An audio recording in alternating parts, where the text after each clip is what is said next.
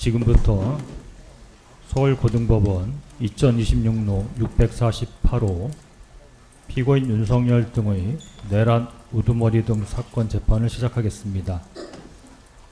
재판을 시작하기 전에 방청과 관련해서 안내 말씀드립니다. 원활한 재판 진행을 위해 법정 내 질서를 지켜주시고 방청 오신 분들께서는 정숙한 가운데 재판을 방청하여 주십시오. 이를 위반하는 경우 퇴정 또는 과태료 처분을 받을 수 있으며 사안이 중할 경우에는 감치까지 가능하오니 유의하여 주시기 바랍니다. 예, 피고인 입정해 주시기 바랍니다.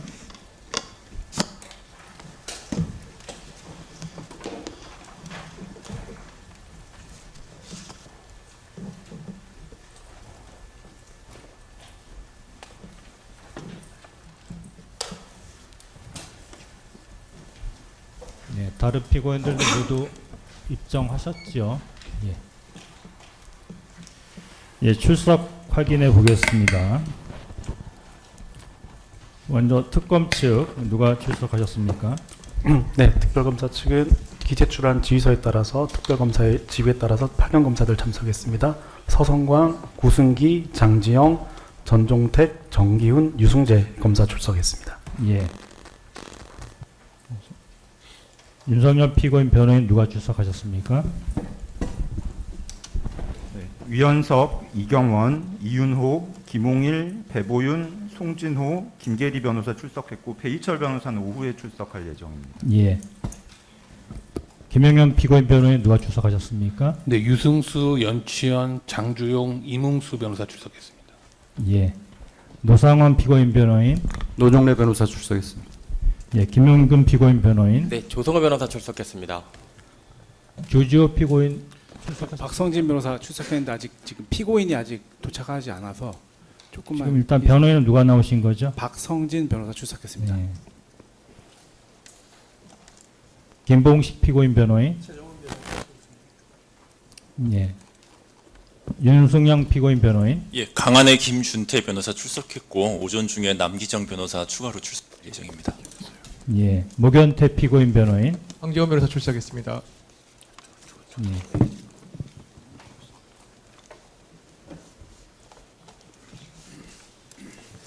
예, 지금 조지호 피고인이 지금 아마 오고 있는 중인 것 같은데요. 아마 올 것으로 예상이 돼서 일단 절차는 진행을 하도록 하겠습니다.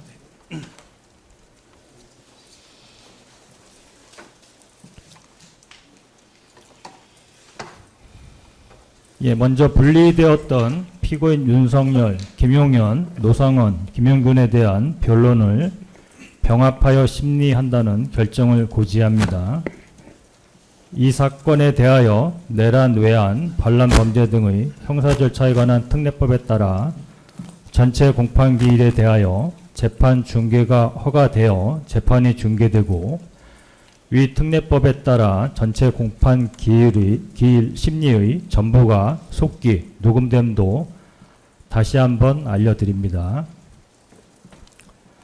4월 27일, 5월 7일 공판 준비 기일에서는 공판 기일 진행, 일부 증거 체부 등이 논의되고 결정된 바 있습니다. 피고인 윤석열 측은 이와 같은 내용이 기재된 공판 준비 기일 조서에 대해서 변경할 점이나 혹시 이해할 점이 있으신가요? 예. 그리고 피고인 김영현, 노상원, 김영균에 대한 5월 18일 공판 기일에서는 위 피고인들에 대한 인정신문 절차 등이 진행되었고 피고인 조지호, 김봉식, 윤승영, 목연태에 대한 6월 9일 공판 기일에서는 윤승영에 대한 증인신문 절차와 특검이 제출한 항소심 증거 목록 순번 8 내지 12, 15, 16번 각 서류에 대한 증거조사 절차가 진행되었습니다.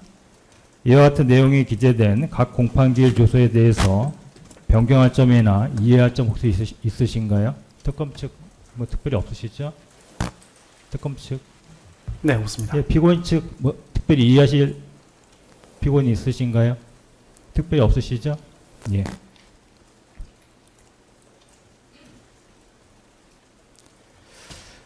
예, 그럼 이후 절차 진행과 관련하여 안내 말씀을 드리도록 하겠습니다. 먼저 윤석열 피고인에 대한 인정신문 절차 진행 후 피고인 윤석열, 김용현, 노상원, 김용균 관련하여 항소유 요지 진술 절차를 진행하고 그다음 피고인 조지호, 김봉식, 윤승영, 모견태에 대해서는 오전 재판 종료 무렵에 향후 절차 진행 및 변론 분리 여부 등에 관해서 의사 확인 절차를 거치도록 하겠습니다. 따라서 피고인 조지호 내지 모견태와 그 변호인들께서는 조금 있다가 그 향후 절차 및 변론 분리 의사를 한번 확인해 볼 테니까 그때 의견을 말씀해 주시기 바랍니다. 예, 그러면 윤석열 피고인에 대한 인정신문 절차 등 진행하겠습니다. 윤석열 피고인 잠깐만 일어서시기 바랍니다. 피고인은 진술을 하지 아니하거나 각계의 물음에 대해 진술을 거부할 수 있고 이익되는 사실을 진술할 수 있습니다. 피고인 이름 말씀해 보세요. 예, 생년월일 말씀해 보세요. 예, 직업과 주거, 등록 기준지는 1심 판결에 해당 부분과 같습니까? 예. 피고인은 공판기일에 출석하여야 하고 피고인의 주소 변동이 있을 때에는 이를 법원에 신고하여야 하며 피고인이 정당한 사유 없이 항소심 공판기일에 출석하지 아니한 때에는 피고인의 출석 없이 재판이 진행될 수 있습니다. 예, 앉으세요.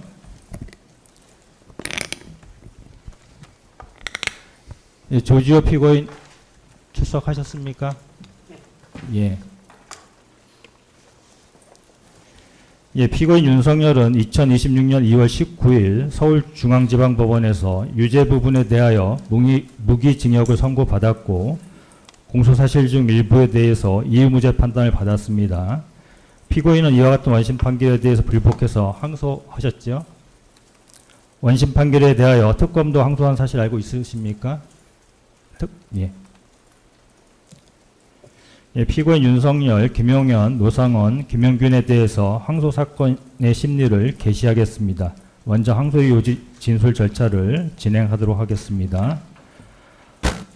특검 측은 2월 25일자 항소장과 3월 29일자 항소유서 2개 중 피고인 윤석열, 김용현, 노상원, 김용균 부분에 대해서 진술하시죠? 네. 이에 따라 항소 요지 진술을 하시죠. 네, 알겠습니다. PPT로 진행. 네, PPT로 해서 일단 공통적인 부분은 이미 분리된 사건에서 한 바 있으나 그 네. 압축적으로 예, 좀 진행을 하고 제기된 그 피고인 4명에 대해서는 좀 자세히 설명하는 방식으로 예. 진행하겠습니다. 진행하시죠.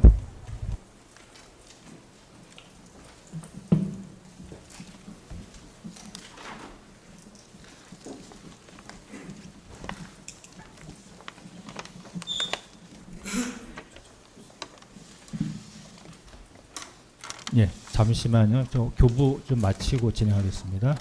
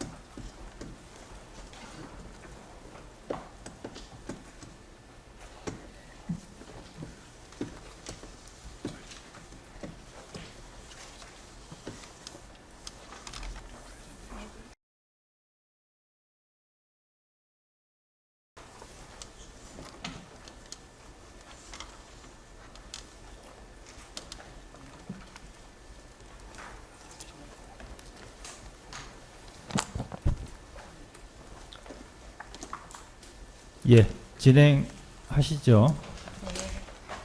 장지영 검사입니다. 지금부터 2026로 648호 피고인 윤석열, 김용현, 노상원, 김용군에 대한 내란 우두머리 등 공소에 관하여 특별검사의 항소 이유 요지 및 피고인 윤석열, 김용현, 노상원의 항소 이유에 대한 특별검사의 의견을 진술하겠습니다. 순서는 보시는 바와 같습니다.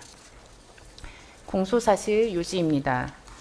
피고인들은 순자 공모하여 국헌 문란의 목적으로 2024년 12월 3일 위헌 위법한 비상계엄을 대한민국 전역에 선포하고 무장 군인과 경찰을 동원하여 국회, 선관위, 민주당 당사, 여론조사 꽃 등을 점거, 출입 통제하거나 체포, 구금, 압수수색하는 등의 방법으로 강압하여 한 지역의 평온을 해하는 폭동을 일으켰습니다.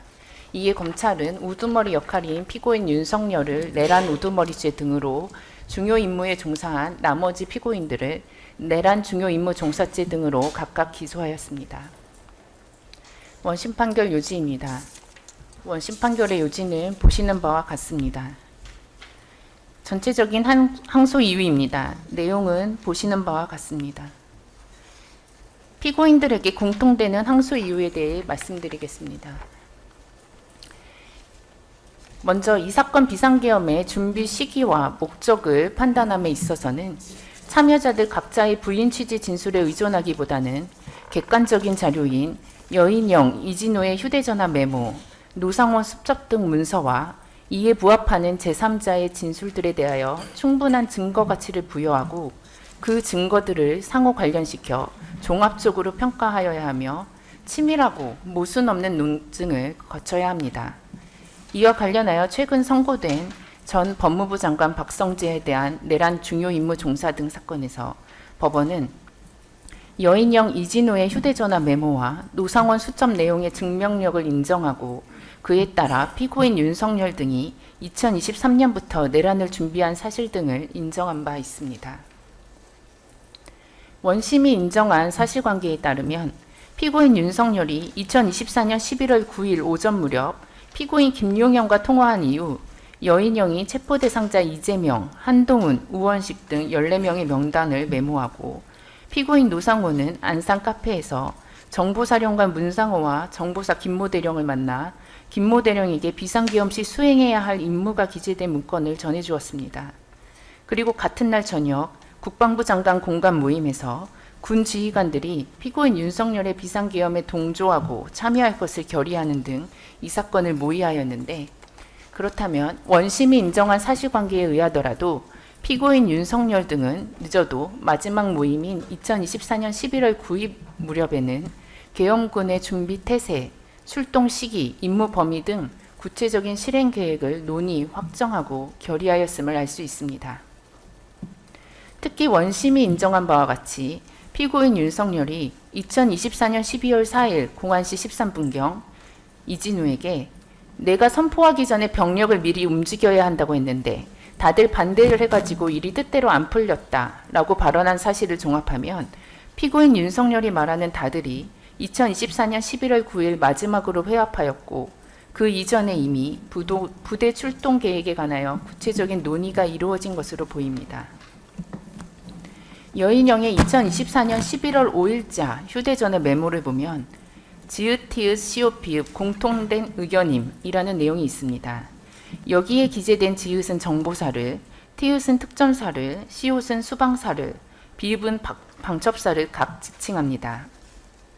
이 부분은 최근 피고인 윤석열, 김용현에 대한 일반 이적죄 1심 판결에서도 인정된 사실입니다. 여인영은 2024년 11월 5일자 메모를 포함하여 그 전후로 약 2개월 동안 사회에 걸쳐 평일 근무 시간 중 북한의 도발을 유인하기 위한 조치를 선제적으로 실행하는 내용의 메모를 작성하였고 그중 일부는 상급자 보고용으로 보이는 메모입니다. 그리고 여인영이 2024년 10월에서 11월경 해당 메모를 작성할 당시 실제로 북한의 무력 도발을 유인하기 위한 무인기 작전이 진행되었습니다. 이와 같은 여인영 이진우 메모의 작성 시기 및 그 내용을 고려하면 피고인 윤석열, 김용현과 군사령관들은 오랜 기간 비상계엄을 모의하고 준비하면서 비상계엄 선포 요건을 조성하기 위해 북한의 도발을 유도하였다는 사실을 알 수 있습니다. 그럼에도 원심은 위 휴대전화 메모 중 특정 시점에 작성된 메모만을 증거로 취사하고 그와 다른 시점에 작성되었거나 중요한 의미를 지니는 메모의 내용은 특별한 사유 없이 증거로서의 가치를 배제하거나 판단 자체를 누락하였습니다. 여인영의 2024년 10월 27일자 메모를 보면 포고령 위반 최우선 검거라는 내용이 있고, 여인영의 2024년 11월 1일자 메모를 보면 30명 위치 파악, 합동 체포조 운용, 문소고 구금시설, 국군교도소 구금 운용 준비 등이 구체적으로 기재되어 있습니다. 또한 여인영의 11월 9일자 메모에 기재된 체포 대상자 14명 명단과 비상계엄 선포와 동시에 실제로 체포하려던 대상 14명이 한 명을 제외하고 일치하는 점을 보면 이러한 준비는 이미 2024년 10월경부터 치밀하게 진행되어 왔음을 알 수 있습니다. 결국 이와 같은 객관적 자료에 비추어 보면 이 사건 비상계엄은 우발적이거나 단기간에 형성된 것이 아니라 상당 기간에 걸쳐 치밀하게 준비된 범행임이 명백합니다. 피고인 노상원이 수첩 7쪽과 9쪽에 기재한 내용은 실제 2023년 10월 내지 11월경 단행된 장군 인사 내역과 정확히 일치합니다. 이미 이루어진 인사 내용을 굳이 기재할 이유가 없다는 점에서 위 내용은 2023년 10월경 군 인사전에 작성된 것임을 알 수 있습니다. 그렇다면 위 수첩은 2023년 10월 이전부터 작성되었음이 명백하므로 작성 시기가 확인된 이상 이 사건 비상계엄의 계획, 준비 시기 역시 2023년 10월 이전이었음이 확인됩니다. 노상원 수첩은 약 70쪽에 걸쳐 계엄 선포를 위해 필요한 주요 내용이 기재되어 있는데, 큰 틀에서 계엄 선포 시점, 권력 재편, 반대 세력 제거 등 유지 방안 등을 구상하는 한편, 계엄 선포 전후 계엄군의 운용 및 관리, 정치인, 판사, 언론인 등 반대 세력 체포 구금 계획 등 세부적인 계획도 구성했던 것으로 확인됩니다.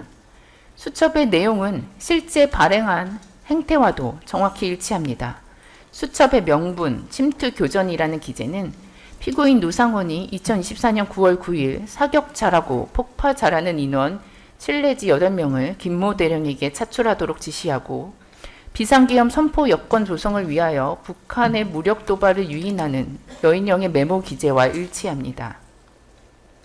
즉, 내란 실체 규명의 중요성을 고려할 때 가담자들이 생성한 메모 및 행태와 상호 연계하여 노상원 수첩의 증명력을 친밀하게 논증하여 판단하여야 함에도 노상원 수첩의 증명력을 간과한 원심의 판단은 현출된 증거를 논리칙과 경험칙에 기반하여 치밀하게 종합적으로 논증해야 하는 증거법칙을 위반한 것입니다. 노상원 수첩의 작성 시기에 비추어 보면 모의 초기 단계에 작성된 것으로서 밑그림을 그리는 작업 중에 작성된 것으로 보입니다. 그렇다면 전체적인 맥락과 계획의 뼈대나 중요한 사항을 위주로 기재하고 추후 결정해야 할 세부 사항과 내용은 미완성 내지 불확실한 상태로 기재하는 것이 상식입니다. 또한 위 수첩에 여인영 행사 인원 지정이라는 내용이 기재되어 있는데, 피고인 노상원이 인사 내용을 작성할 당시 행사부대가 지정되어 있지 않은 상태이므로 그 이후 실제 행사부대로 지정된 특수전사령관 곽종근, 수도방위사령관 이진우의 기재가 없는 것은 당연합니다. 그리고 특검은 원심에서 수첩 마지막에 체포대상 명단 중 송영길의 구속 시기 2023년 12월 18일, 시기 총선 전 총선 후 및 행사 후 후속 조치사항 3월 중 보고 메모를 제시하면서 위수첩이 2024년 4월 총선 전이자 송영길 구속 전인 2023년 12월경 이전에 작성되었다고 주장하였으나 원심은 이러한 특검의 주장에 대하여 판단하지 않았습니다. 이와 같이 원심은 수첩 내용 및 전후 맥락에 의해 확인되는 작성 시기와 그것이 갖는 내란 최초 기획 시기와 목적 등에 관한 증명력을 간과한 위법이 있고, 수첩의 작성 시기가 객관적으로 확인됨에도 이를 인정하지 아니한 것은 증거법칙에 반합니다. 다음으로 회합 등의 행태에 대해 말씀드리겠습니다. 보시는 바와 같습니다. 이와 같은 회합 등 행태와 논의 내용을 연계하여 고려하면 피고인 윤석열과 피고인 김용현이 2023년 12월경부터 상당 기간에 걸쳐 군 지휘관 등에 대한 포섭 과정을 거친 사실을 알 수 있습니다. 피고인 윤석열은 2024년 3월 29일 대통령 안가에서 피고인 김용현, 여인영, 국방부 장관 신원식, 국가정보원장 조태용과 만찬 자리를 가졌습니다. 피고인 노상원 수첩 제62쪽에 행사 후속 조치 사항 3월 중 보고라는 기재는 총선 이후에 비상계엄을 선포하는 것으로 그 시기를 확정하였으므로 총선 직전인 2024년 3월 중에 행사 후, 즉 비상계엄 선포 후에 필요한 후속 조치 사항을 보고하겠다는 의미입니다. 그리고 이에 따라 2024년 3월경 피고인 윤석열에게 보고가 이루어진 후 2024년 3월 29일 피고인 윤석열이 피고인 김용현, 여인영, 국방부 장관 신원식, 국정원장 조태용과의 만찬에서 처음으로 시국 상황 해결을 위한 비상대권을 언급한 사실을 통해 계엄 선포 및 유지에 필수적인 국방부 장관과 국정원장에 대한 포섭을 시도한 것임을 알 수 있습니다. 2024년 3월 29일 대통령 안가 모임에서 피고인 윤석열은 정상적인 정치 상황으로 가기 굉장히 어려워졌다. 비상한 조치를 해야 하지 않겠냐. 군이 나서서 적극적인 역할을 해야 하지 않겠느냐라고 말하였고, 이에 대하여 국방부 장관 신원식은 국민들이 용납하지 않을 것이다 라는 취지로 반대 의사를 표명했습니다. 당일 만찬 자리에서 이루어진 이와 같은 대화의 내용, 그리고 국방부 장관, 정보기관 수장 등 계엄의 필수적인 역할을 담당한 지위에 있는 사람들이 모두 참석하였다는 점을 보면 피고인 윤석열과 피고인 김용현은 참석자들의 비상계엄에 대한 입장을 확인하고 비상계엄에 참여시킬 것인지 여부를 결정하기 위해 모임을 개최한 것으로 보입니다. 2024년 3월 29일 안가 모임이 끝난 직후 국방부 장관 신원식은 피고인 김영원과 여인영을 자신의 공간으로 불러 차담을 가졌습니다. 공간에서 신원식은 대통령께서 혹시라도 그런 생각을 갖지 않도록 해야 한다. 본인은 국방부 장관으로서 이를 반대하니 그 뜻을 대통령께 전달하라는 취지로 재차 말하면서 만찬 자리에서의 반대 의사를 보다 강하게 밝혔습니다. 이와 같은 당시 상황에 비추어 2024년 3월 29일 당시 피고인 윤석열이 군을 통한 계엄의 필요성을 언급하였다는 신원식 진술의 신빙성이 있고, 신원식이 이와 같은 행동을 할 정도의 강도로 계엄 필요성에 대한 의지가 표명된 것으로 보는 것이 논리칙과 경험칙에 부합합니다. 김용현은 2024년 4월 중순경 한남동 공간에서 국군 방첩사령관 여인영, 투수전 사령관 곽종근, 수도방위 사령관 이진호와 함께 저녁을 하면서 2023년 11월경 동시에 교체된 여인영, 곽종근, 이진우 상호 간의 협력 체계를 강화하였고, 이후 피고인 윤석열, 피고인 김용현, 여인영은 2024년 5월 삼청동 안가에서 이른바 충암파 회동이라 불리는 3인 회동을 한 사실이 있습니다.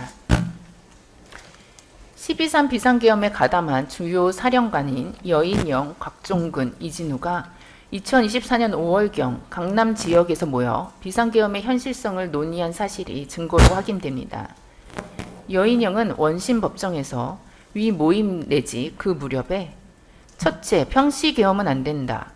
둘째, 국무회의라는 통제장치가 있어 계엄이 되겠느냐. 셋째, 잘못하면 다치기 때문에 사전에 준비해서는 안 된다. 피고인 윤석열에게 무릎을 꿇고 빌었다라는 이야기를 했다고 진술했습니다. 따라서 위 모임 내지 그 무렵 여인영이 무릎을 꿇고 진언할 정도로 구체적인 비상계엄 관련 대화가 이루어졌다고 인정할 수 있습니다.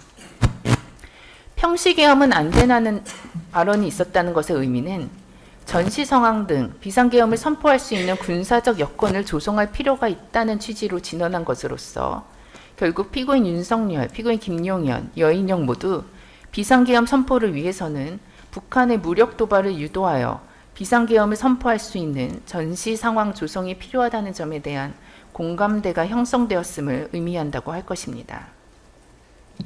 피고인 윤석열은 2024년 6월 17일 삼청동 안가에서 당시 대통령 경호처장인 피고인 김용현, 여인영, 합참차장 강호필, 곽종근, 이진우 등과 함께 회동했습니다.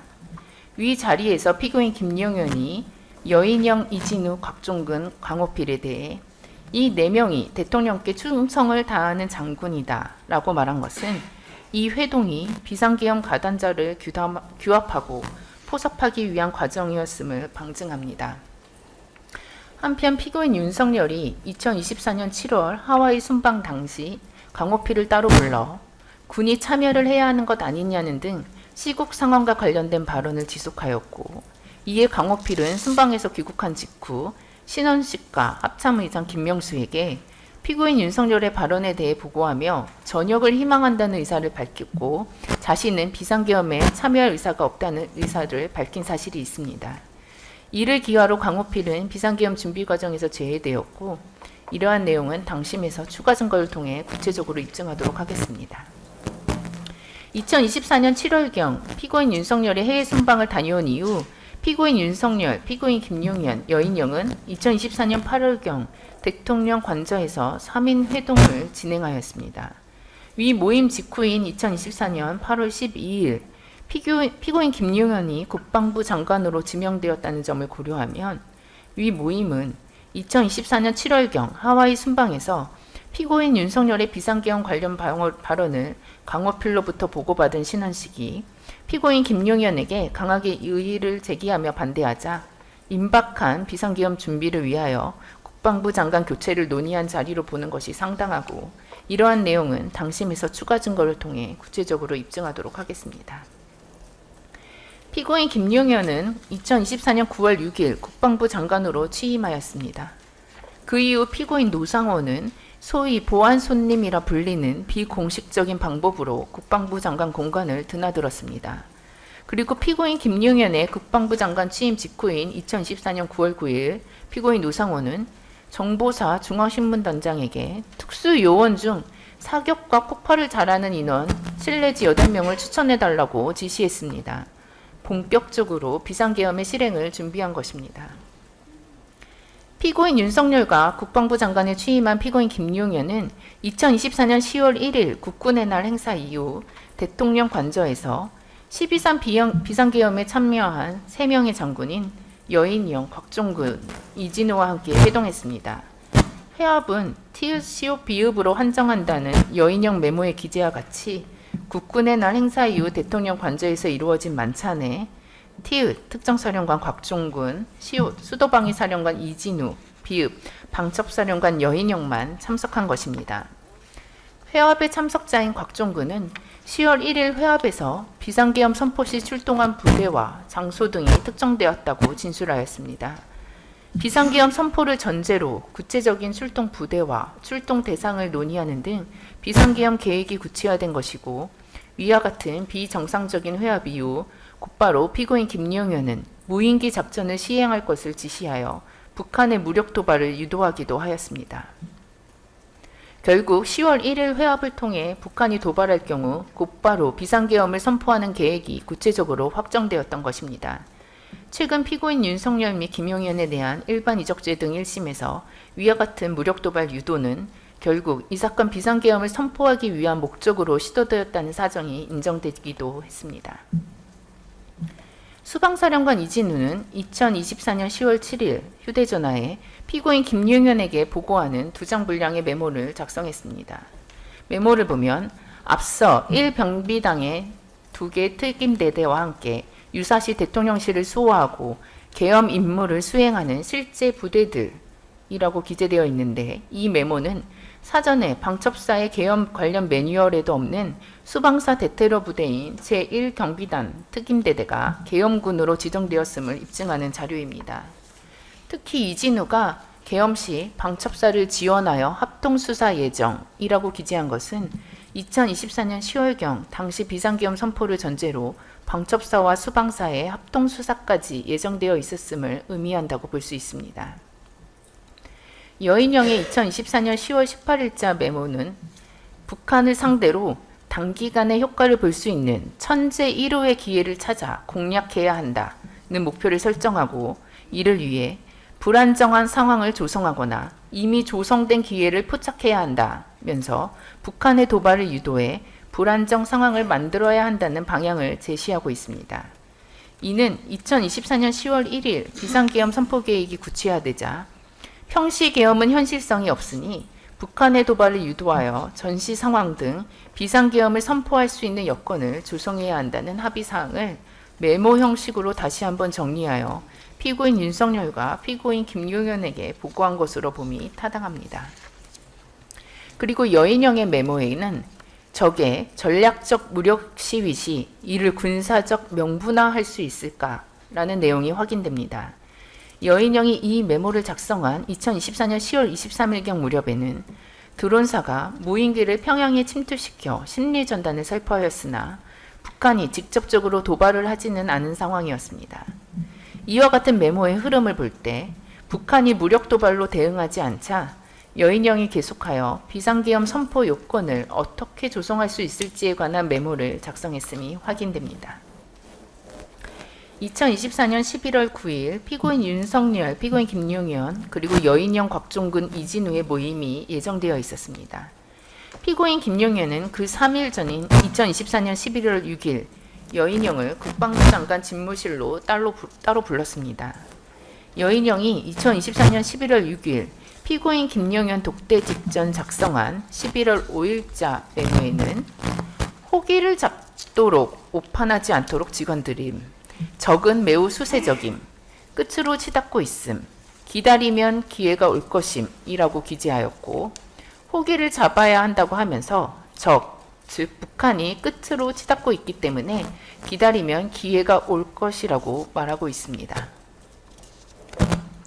나아가 여인영은 결론 부분에서 다시 한번 사인의 합치된 의견을 강조하는데 적의 여건을 조성하고 인내하면서 당장의 위협을 완화하고 결정적인 호기를 기다려야 함이라는 메모는 북한이 무력 도발로 대응하여 비상계엄 선포 여건이 조성될 때까지 기다려야 함을 다시 한번 강조하고 있는 내용입니다. 그리고 2024년 11월 4일자 메모를 보면 중견 간부 이상이 자발적으로 동조할 수 있도록 하는 조치라는 표현이 있습니다. 북한의 무력 도발에 의한 비상계엄 선포 여건을 조성하는 조치, 즉 전시 상황이라는 계엄의 명분을 의미하는 것입니다. 2024년 11월 9일 회동 전 여인영은 오후 시간대에 피고인 김용현으로부터 체포 명단을 전달받아 이를 자신의 휴대전화 메모에 작성했습니다. 여인영이 메모한 체포 대상자 14명 중 1명을 제외한 나머지 사람들은 2024년 11월 3일 실제 방첩사의 체포 대상과 모두 일치합니다. 그리고 피고인 노상호는 2024년 11월 9일 오후경 정보사령관 문상호와 정보사 소속 김모 대령을 만나 체포 대상 선관위 직원 30명의 명단 등 비상계엄 선포 시 임무를 전달하였습니다.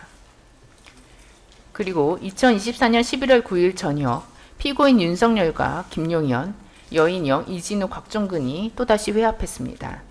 곽종근의 증언에 의하면 당시 모임 자리에서 여인영, 곽종근, 이진우는 각 부대의 투입 장소와 조치 사항에 대해 임무 복창을 하였다고 합니다. 2024년 10월 1일 확정된 비상계엄 선포 시 부대별 출동 계획을 재확인한 것입니다.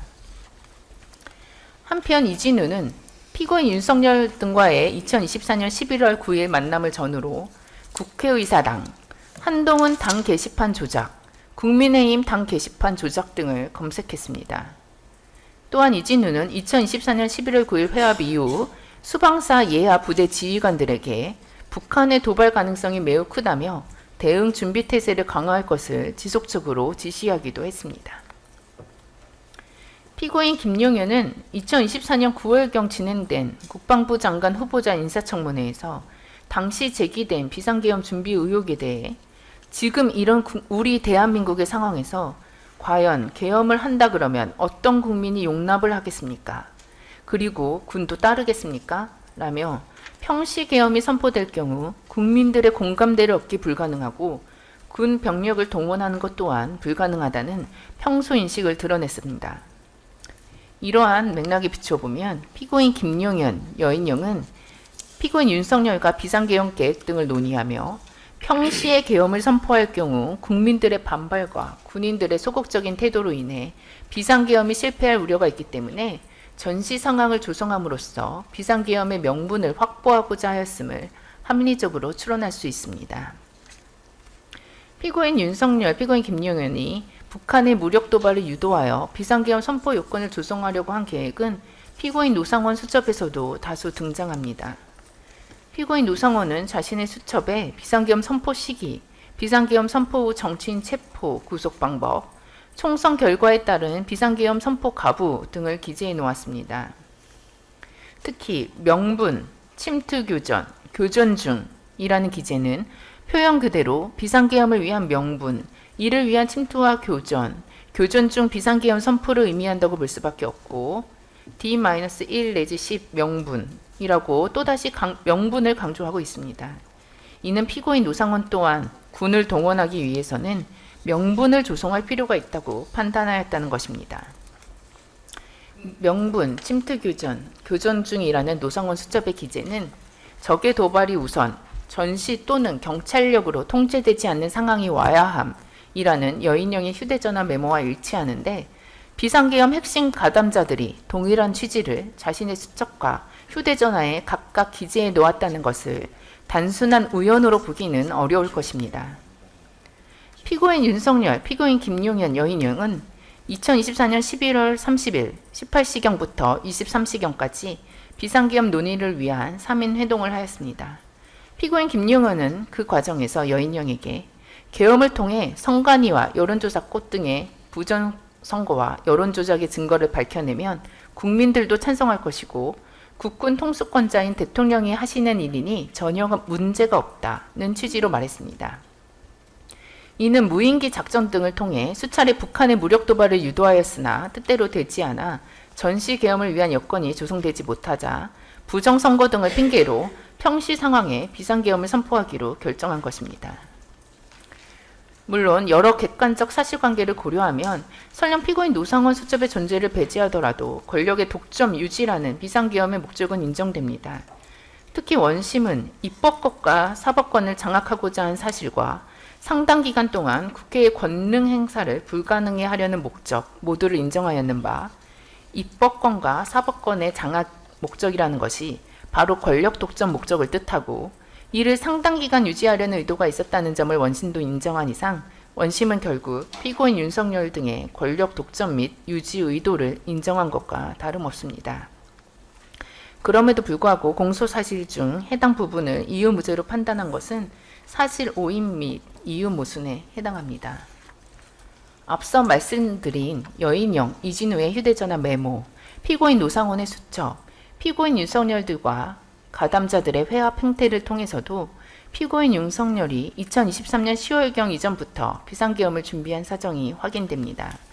또한 여인영의 휴대전화 메모, 피고인 노상원의 수첩 내용 등에 따르면 비상계엄 선포 요건에 해당하는 군사적 사태 조성을 위해 북한의 도발을 유도하고자 했고 실제로 2024년 10월경부터 같은 해 11월경까지 수해에 걸쳐 북한의 무인기 침투 및 선전물 살포 작전이 실행되었는데 만약 피고인 윤석열 등의 주장과 같이 총선 이후 심화된 정치적 갈등을 해소하기 위하여 비상계엄을 선포하려 한 것이라면 이와 같은 침투 교전을 유도할 이유가 전혀 없습니다. 따라서 피고인 윤석열 등은 상당 기간 전부터 치밀한 준비를 통해 가담자를 규합하고 북한의 무력 도발을 유인하여 이를 결행하려 하였으나 북한에 대한 무력 도발 유인에 실패하자 야당의 정치행위를 국정을 마비시키는 범죄 및 반국가 세력으로 몰아 이를 명분 삼아 계엄을 선포한 것입니다.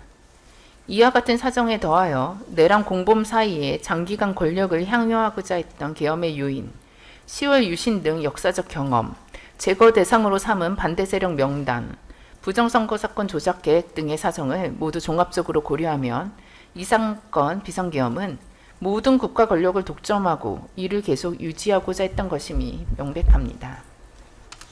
다음으로 내란죄 성부와 국헌 문란 목적 관련 항소 이유에 대해서는 서성관 검사가 계속하여 말씀드리겠습니다.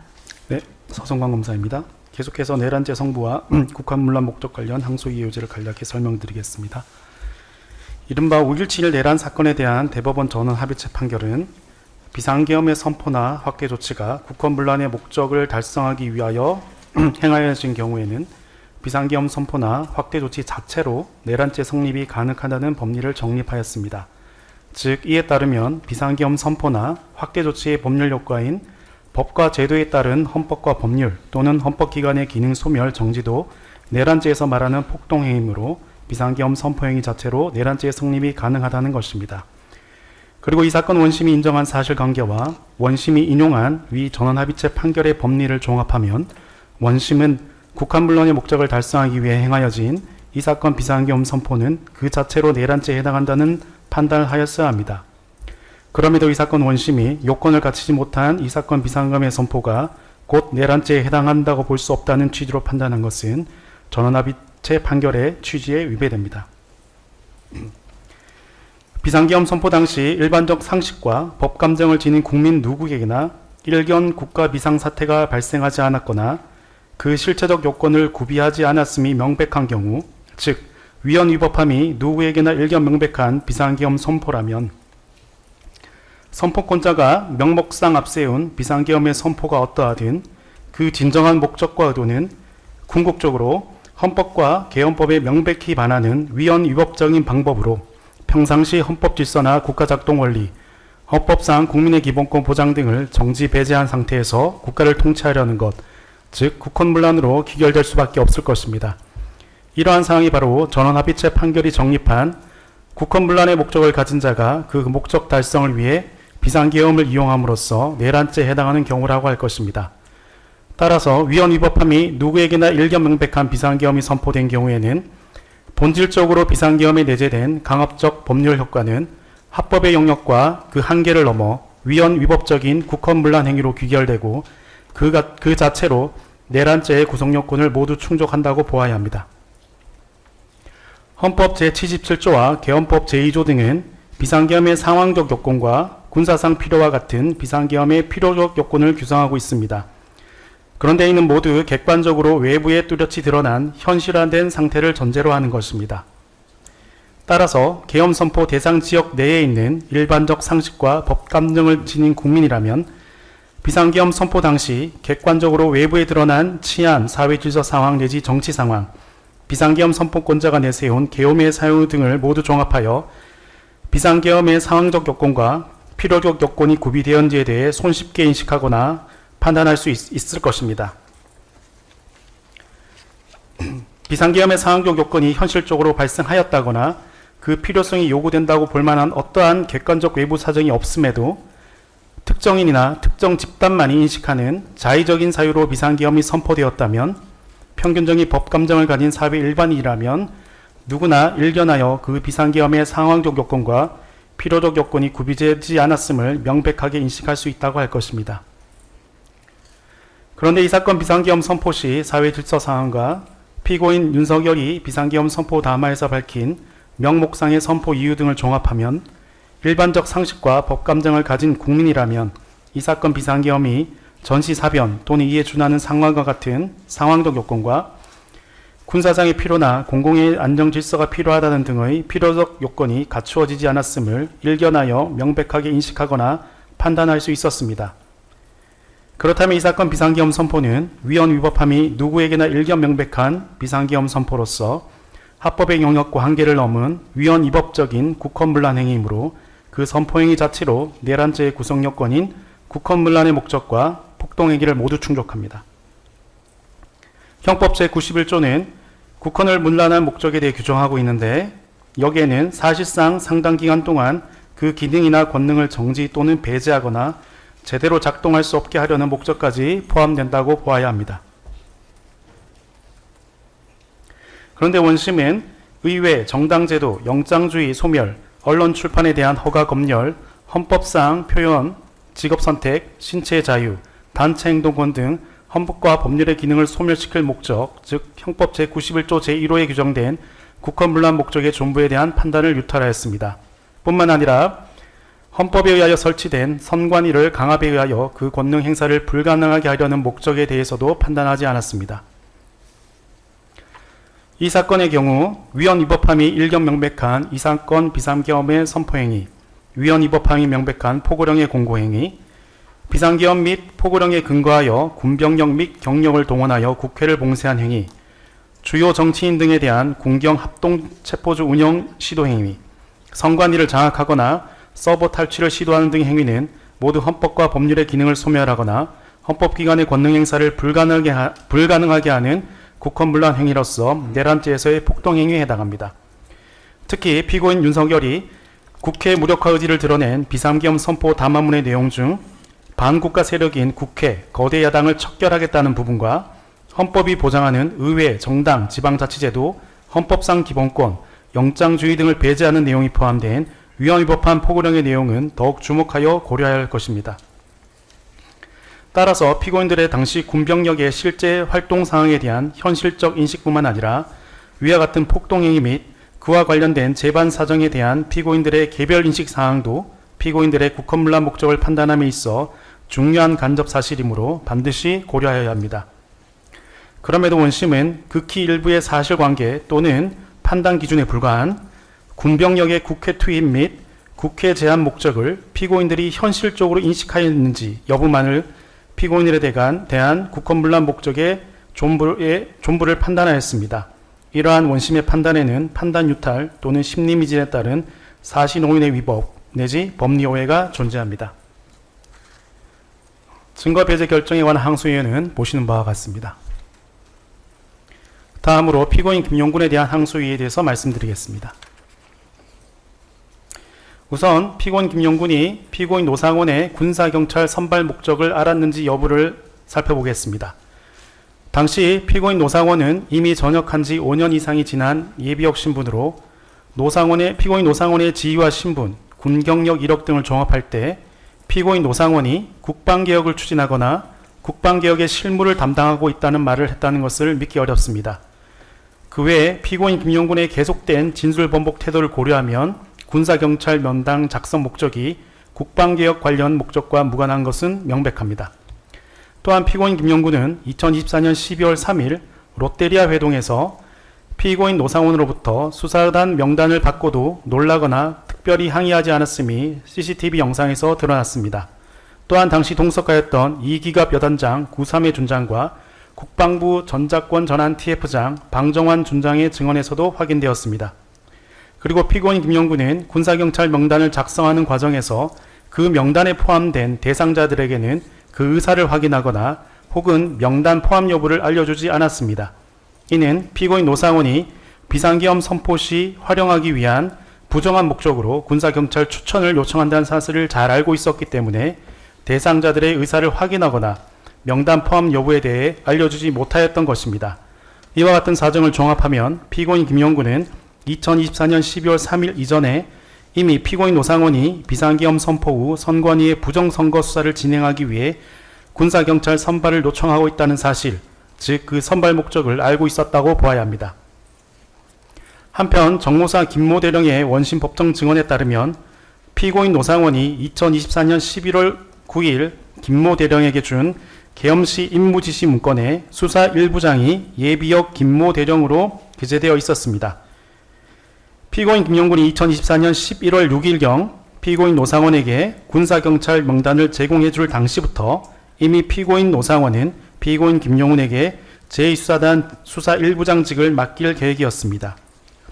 합수부 제2수사단은 산하에 3개의 부를 예정하고 있었는데 피고인 김용군이 선발한 군사경찰로 이루어진 수사 1부, 정보사 요원들로 구성된 수사 2, 3부로 나뉘어져 있습니다.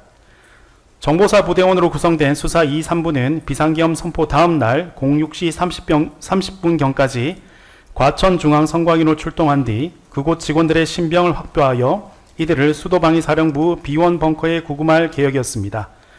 이후 피고인 김용군이 이끄는 군사경찰들로 구성된 수사 1부 요원들이 수방사 군사경찰단으로 가서 해당 선관위 직원들을 신문할 계획이었습니다.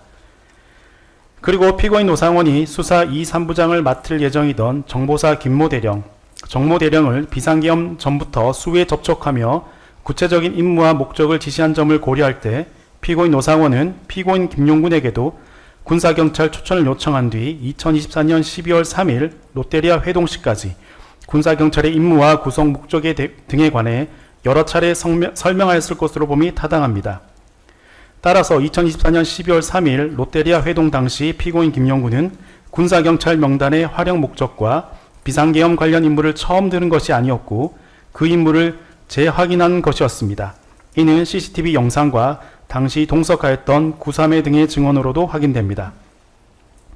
특히 CCTV 영상을 보면 14시 50분 23초경 피고인 노상원이 가방에서 서류를 꺼내어 피고인 김용군에게 보여주고 피고인 김용군은 피고인 노상원과 한참 동안 그 서류를 살펴보며 14시 57분 57분경부터는 피고인 김용군이 피고인 노상원의 말을 메모하다가 15시 06분 11초경부터는 피고인 김용군의 가방에서 서류를 꺼내어 노상원과 대화를 이어갑니다.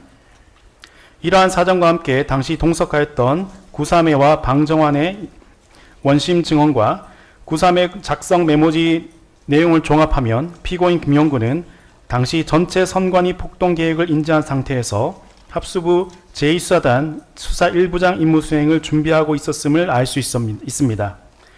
나아가 2026년 6월 19일 선고된 피고인 김용련에 대한 공기누설 사건에서 법원은 피고인 김용련이 피고인 노상원에게 정보사 요원 명단을 제공한 행위는 아무런 실체적 요건을 갖추지 못한 비상계엄이 선포 단계에 이를 수 있도록 하는 동력 중 하나가 되었고, 그로 인해 단순히 공기누설이나 개인정보보호법 위반의 죄책만으로 평가할 수 없는 위헌위법적 비상계엄 선포라는 중대하고 엄중한 결과를 야기하였다라고 판단하였습니다.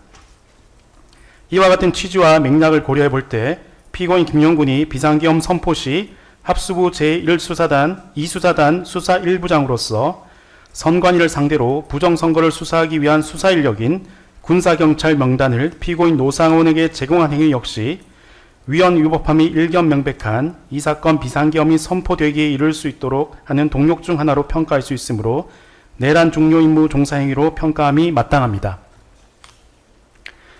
피고인 노상원은 2024년 12월 3일 롯데리아 회동 중 피고인 김용군 등이 있는 상황에서 문상호 정보사령관과 통화하면서 정보사 선발대를 중앙선관위로 투입하여 청사와 서버실을 점거하라는 지시를 재확인하였고, 이를 통해 피고인 김용군도 선관위 폭동의 전체 계획의 구체적인 실행 시점, 세부 계획 등을 인식하였습니다. 앞서 말씀드린 바와 같이 비상계엄을 선포할 상황적 요건이 갖추어져 있는지는 외부에 뚜렷이 공개될 수밖에 없으므로 피고인 김용군 역시 비상계엄을 선포할 상황적 요건이 갖추어지지 않았다는 사정을 충분히 인식하고 있었습니다. 즉 군사경찰로서 오랫동안 종사한 피고인 김용군의 입장에서는 이 사건 비상계엄 선포가 위헌위법하다는 사정을 명백히 인식하였고, 그에 뒤따른 부정선거 수사 등도 역시 불법 수사행위임을 충분히 인식하였다고 봄이 타당합니다. 또한 그 준비 과정에서 민간인인 피고인 노상원이 현역 군인들을 동원한 수사단을 구성하는 등 비정상적인 과정이 확인되었고, 그럼에도 피고인 김용군은 군사경찰 명단을 작성하여 피고인 노상원에게 전달하기까지 하였습니다. 그리고 피고인 김용군이 가담한 이른바 선관위 폭동은 독립한 헌법기관인 선관위에 별도의 범죄 혐의가 없음에도 영장 없이 강제 수사를 진행하려는 계획이므로 정상적인 비상계엄 상황에서도 허용될 수 없는 것입니다. 따라서 이러한 사정을 종합할 때 피고인 김용군에게 국헌문란의 목적도 인정됩니다. 그리고 김용군은 이 사건 비상계엄 당시 피고인 노상원이 국방부 장관인 피고인 김용련과 함께 군사경찰, 정보사, 방첩사 소속 현역 군인들을 동원하여 국방부 장관으로서의 직권을 남용하여 위 군인들로 하여금 영장 없이 선관위 직원들을 불법 체포 감금하고 그곳 서버의 자료를 확보한 후 부정선거 관여 의혹에 대한 수사를 진행하려 한다는 사실을 잘 알면서도 이 사건 내란죄에 가담하였으므로 피고인 김용군에게는 피고인 노상원 등과의 순차 공모에 의한 직권남용 권리행사 방해죄가 성립합니다. 또한 원심의 사실 인정에 의하더라도 피고인 김용군의 당시 인식 사정 등을 고려할 때 피고인 김용군으로서는 자신이 선발한 인원들이 반헌법적 임무에 투입되는 것을 막아야 할 자기 의무가 있었음을 방치한 것이므로 최소한 피고인 김용군에는 직권남용 권리행사 방해 방조죄가 성립한다고 할 것입니다. 따라서 원심 무죄 판결을 파기하시고 피고인 김용군에게 전부 유죄 및 특검의 구형과 같은 징역 10년을 선고하여 주시기 바랍니다. 다음으로 원심에서 유죄가 선고된 피고인 윤석열, 피고인 김용현, 피고인 노상원에 대한 양형부당에 대해서 말씀드리겠습니다. 우선 공통양형사유에 대한 검토 부분입니다. 이 사건에 있어서 양형을 정할 때 먼저 내란죄 자체의 범죄 중대성을 고려할 필요가 있고, 더욱이 이 사건은 위로부터의 내란 또는 친위 쿠데타로서 헌법으로 부여된 권한을 내란에 악용한 것으로서 차원이 다른 죄질을 고려해야 합니다. 그리고 피고인들이 전혀 의혹하지 않았던 짧은 비상계엄 지속기간을 유리한 양형 요소로 참작하여서는 안 되고 오히려 비상계엄의 종기를 설정하지 않은 것을 불리한 정상으로 적용할 필요가 있습니다. 또한 피고인들의 물리력 행사를 불리한 정상으로 작용하여서는 안 되고 피고인들의 연령, 학력, 경력 및 범죄 전력을 유리한 양형 요소로 고려하는 것에 대한 재검토가 필요합니다. 특히 이 사건에 있어서 궁극적 피해자는 계엄에 맞서 저지하는 데 큰 기여를 한 시민들이라 할 것인데 원심은 군경의 피해만을 양형 요소로 언급하고 진정한 피해자였던 시민들의 피해 상황을 고려하지 않는 등 중대한 양형 요소를 노력하였습니다. 피고인 윤석열에 대한 양형 사유에 대해 말씀드리겠습니다. 이 사건은 헌법과 법률에 따라 설계된 군과 경찰의 상명하복식 지휘체계를 활용한 위로부터의 내란이자 친위 쿠데타로 사회에 미치는 영향력이나 범죄의 파급력 등을 종합하면 이른바 아래로부터의 내란과 같을 정도의 치밀한 계획의 수립이 불필요할 뿐만 아니라 그 유무가 양형의 요소로 고려되어서는 안 됩니다. 오히려 이 사건은 최소 1년 전부터 기획되면서 단계별로 주요 임무를 담당할 군 지휘관 포석 과정 등이 진행되는 등 친위 쿠데타로서 매우 치밀하게 계획되었습니다.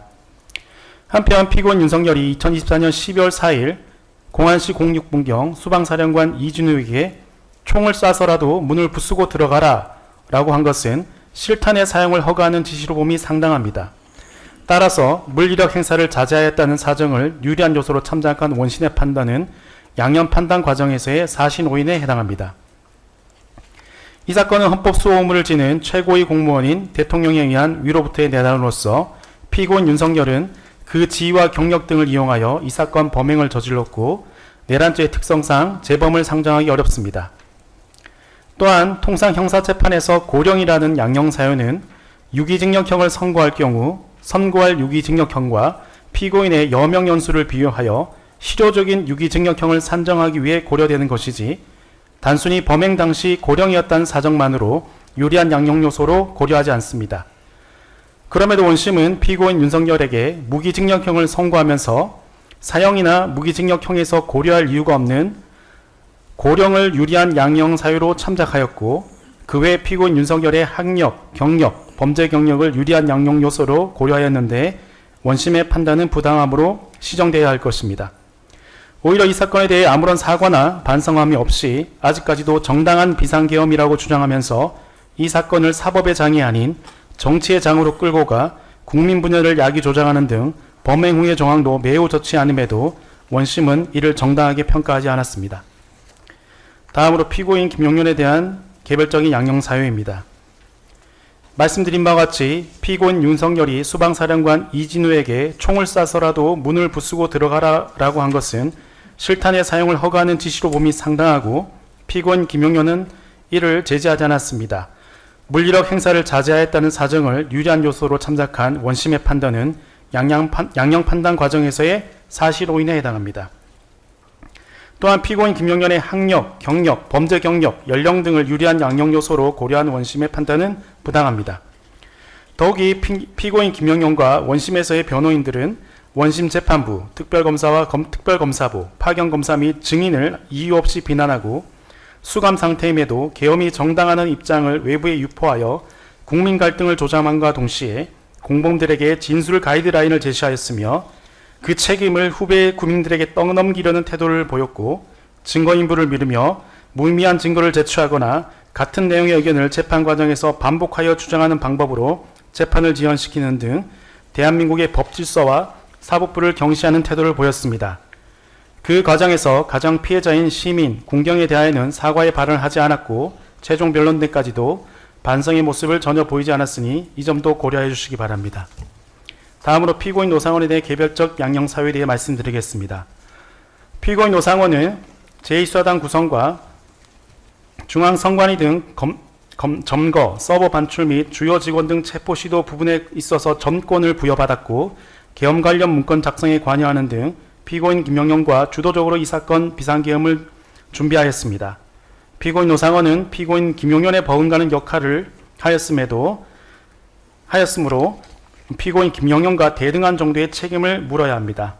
또한 피고인 노상원의 적극적인 범행 은폐 시도, 수사 및 재판 과정에서의 비협조 및 반성하지 않으며 범행 이후에도 계엄을 정당화하고 있는 태도 등은 불리한 정상으로 참작되어야 할 것입니다.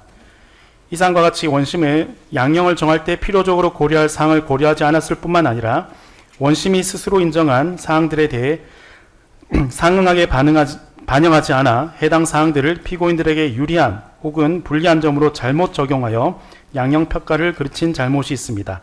따라서 피고인들에게 특검의 원심의 구형과 같은 형을 선고해 주시기 바랍니다. 그리고 피고인들에 대한 항소유예 답변은 추후 순서에 따라서 의견을 개진하겠습니다. 이상입니다. 예, 잘 들었습니다.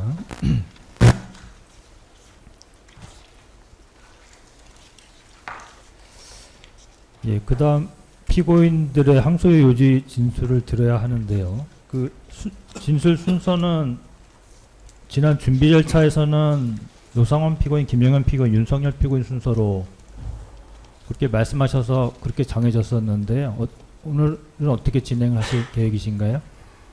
노상원 피고인 측부터 먼저 진행하시나요? 준비는 다 해왔습니다. 그러면 그 재판님, 네, 예, 피고인 김용현 변호인 유승수 변호사입니다. 예. 지금 저희가 특검 측의 그 항소 이유를 저희가 진술 들었는데요. 기존에 이제 항소 이유로 제출되지 않은 부분들이 상당 부분 진술이 된 걸로 보입니다. 그렇다면 지금 저희가 항소 이유를 잠시만요. 네. 항소유 요지 진술에 대해서 반박할 게 있으시면은 나중에 그 답변 절차가 또 있으니까요. 그때 좀 더 구체적으로 말씀하시면 될 것 같고요. 지금은 피고인들의 항소유 요지 진술에 대해서 진술 순서가 어떻게 되는지, 그다음에 소요 시간에 대해서 전에 준비 절차에서 협의한 바가 있는데 그대로 하실 것인지 아니면은 피고인 번호 순서대로 하실 건지 그걸 확인하는 부분입니다. 노상원 피고인 먼저 하시고 그다음 김영현 피고인 먼저 그다음 하시고 하실 예정이신가요? 아니면 윤석열 피고인 측부터 먼저 하시겠습니까?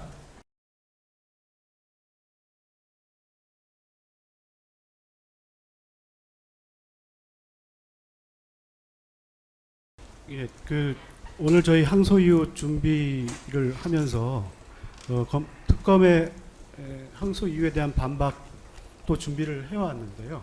예. 근데 오늘 특검의 항소이유를 들어보니 항소이유서에 기대지 않은 마치 새로운 입증 계획에 관한 내용 또는 다른 사건에서 논란이 되었던 내용을 항소이유에 포함시켜 있어서 저희들의 항소 이유는 순서에 따라 공판 준비 기일에 정해진 절차에 따라 진술을 할 수 있지만 특검의 항소 이유에 대한 반박을 할 수 있는 기회를 좀 주셔야 될 것 같습니다. 지금 그러니까 항소유에 대한 반박을 준비하신 내용은 항소유 요지 범위 내에서 준비하셨는데 지금 특검의 항소유 요지 진술이 그걸 넘기 때문에 답변과 관련해서 조금 더 준비를 위한 시간을 달라는 취지신가요? 그거는 조금 있다가 그 답변 절차 진행할 때 저희가 한번 논의를 해보고 말씀을 드리도록 하겠습니다. 그 부분은 어느 정도 합당한 측면이 있을 수 있을 것 같아서요.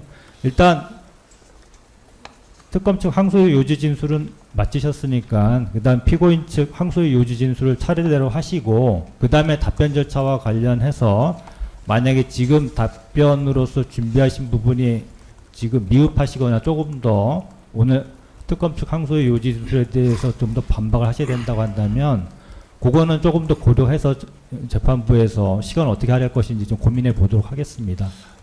그 항소 이유 진술에 대해서 좀 한 말씀만 드리면요.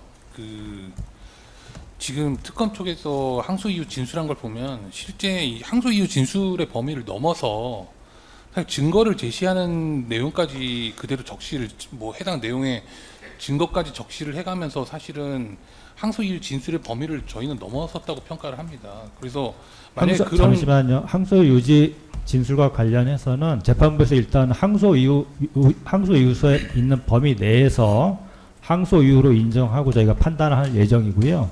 그거를 만약에 범위를 넘는 거라면은 항소의 요지로 저희가 보지는 않도록 하겠습니다.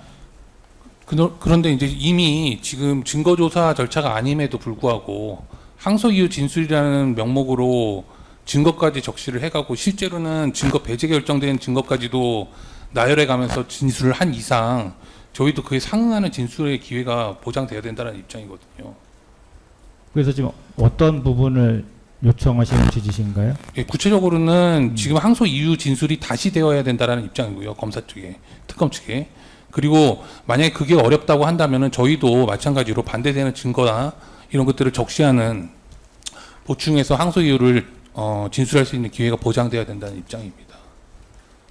저희는 항소 이유 진술 범위 내에서만 준비를 했는데 이미 저렇게 증거까지 현출을 하고 증거조사의 과정인 것처럼 혼동할 수 있게 이렇게 진술을 한 이상 저희에도 동일한 기회는 적어도 보장돼야 된다는 입장입니다. 예, 잠시만요.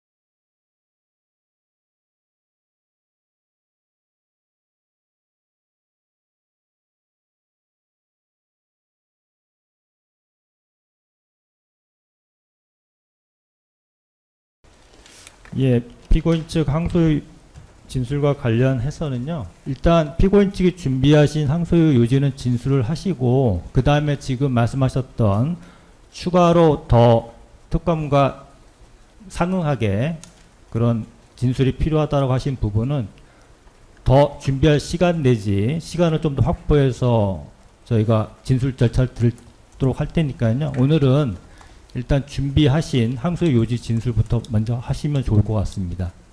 그렇게 되면 특검 측하고 대응하게 기회를 드리면 될 것 같으니까요. 기왕에 특검 측이 항소의 요지 진술한 것을 다시 할 필요까지는 없는 것 같고요. 그건 저희가 재판부가 적절히 항소의 요지 범위 내에서 판단할 것은 판단하고 혹시라도 뭐 직권으로 판단할 게 있으면 그렇게 하는 식으로 저희가 살펴보도록 하겠습니다.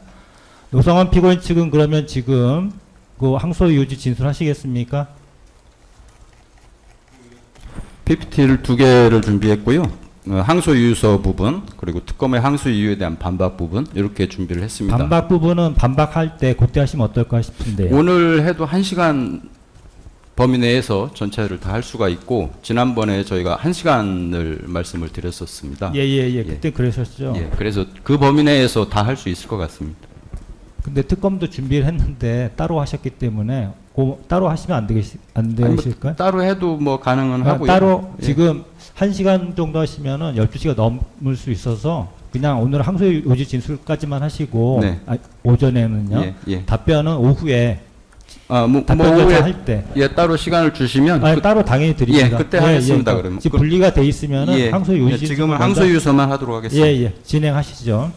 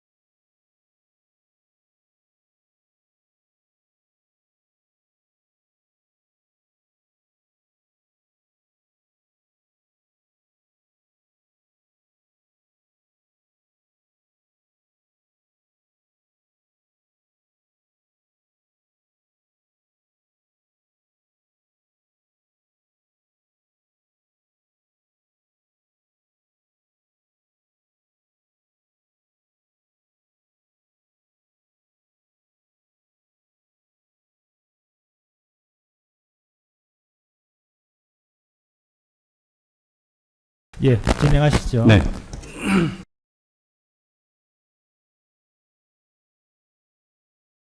예. 1심 판결은 피고인에 대한 이 사건 주된 공소 사실을 전부 유죄로 했습니다만 사실 오인 법리회의 양형부당을 이유로 항소를 제기했습니다. 오늘 PPT에서는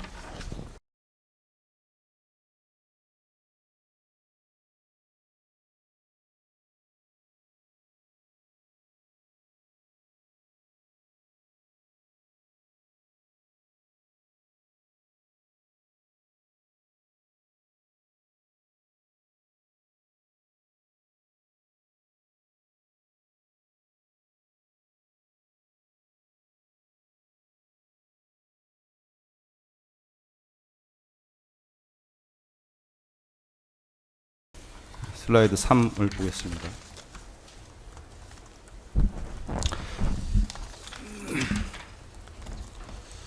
먼저 내란 중요 임무 종사 혐의에 관해 말씀드리겠습니다. 우선 부정선거 책자 요약에 관해서 말씀드리면 피고인이 책자 요약을 요청한 것은 순수하게 대수장 강의를 위한 것이었습니다. 하지만 피고인은 당시 가정사로 인해서 강의 계획을 중단해야 했던 것으로서 이 사건 피상비용과는 무관합니다.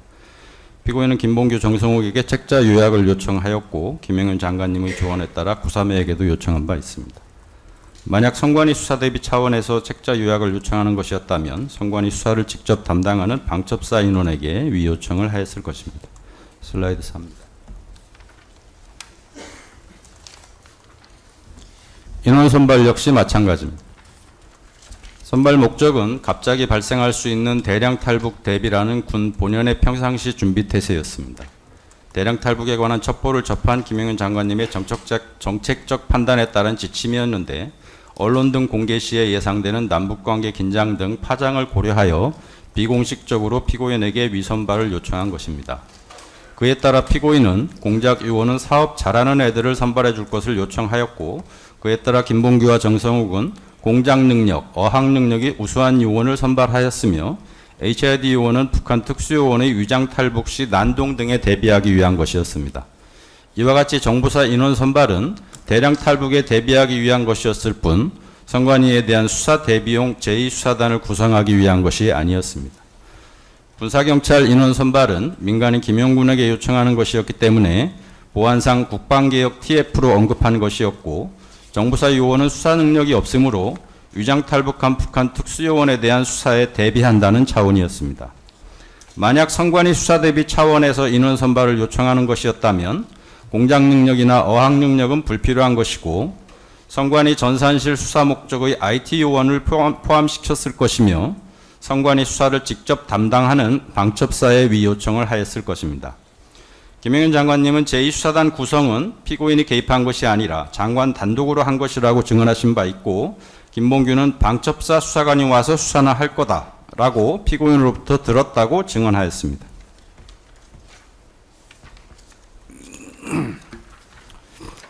다음으로 피고인은 24년 11월 9일 김봉규에게 임무문건을 교부한 사실이 없습니다. 김봉규가 말하는 임무문건 원본과 그 내용을 정리하였다는 메모 모두 존재하지 않고 있고 11월 17일과 11월 19일, 12월 1일과 12월 3일 위 임무문건 관련 언급이 있었다는 진술이 전혀 없고 문상호는 김봉규 정성욱으로부터 위 임무문건에 대하여 보고받은 적이 없다고 증언하였습니다. 무엇보다 지휘권을 가진 사령관인 문상호를 패싱한다는 것은 군의 지휘체계상 말이 안 되는 주장으로서 더욱이 정성욱은 사령관의 지시 없이 인원 선발은 불가하다고 피고인 요청을 명시적으로 거부하였던 인물인데 그런 인물이 요원 선발보다 더욱 민감한 계엄 관련 문건을 건네받고 이를 문상호에게 보고하지 않았다는 것은 상식적으로 있을 수 없는 일입니다. 피고인은 12월 1일 롯데리아 밖에서 문상호에게 선발대 투입, 후속 병력 투입, 선관위 직원 출근 시 확인할 세부 명단은 나중에 준다 등의 지침을 김봉규, 정성욱을 배제하고 문상호에게만 직접 언급하였는데 임무문건에 선관위 직원 명단이 기재되어 있었다면 피고인이 선관위 직원 출근 시 확인할 세부 명단은 나중에 준다는 언급을 할 이유가 없는 것입니다. 그리고 피고인은 12월 3일 선관위 전산실에 선발대 투입과 요원 수집 역시 문상호에게만 직접 언급하였습니다.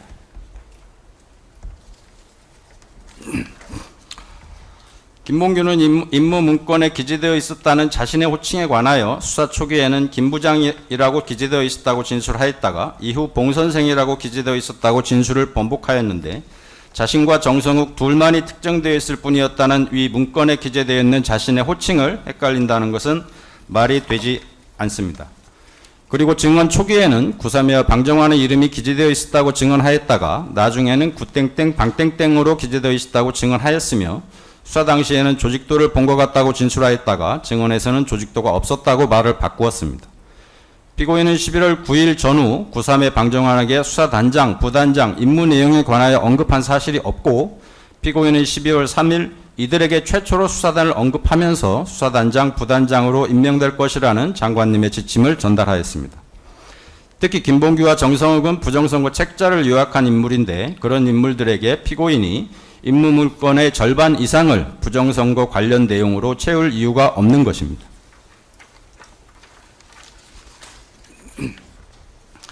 이와 관련하여 문상호는 24년 12월 18일자 공수처 진술에서는 24년 12월 3일 21시경 내지 21시 30분경 피고인이 전산실 인원 5명 명단을 불러주었다고 진술하였다가 법정 증언에서는 이를 부인하였습니다.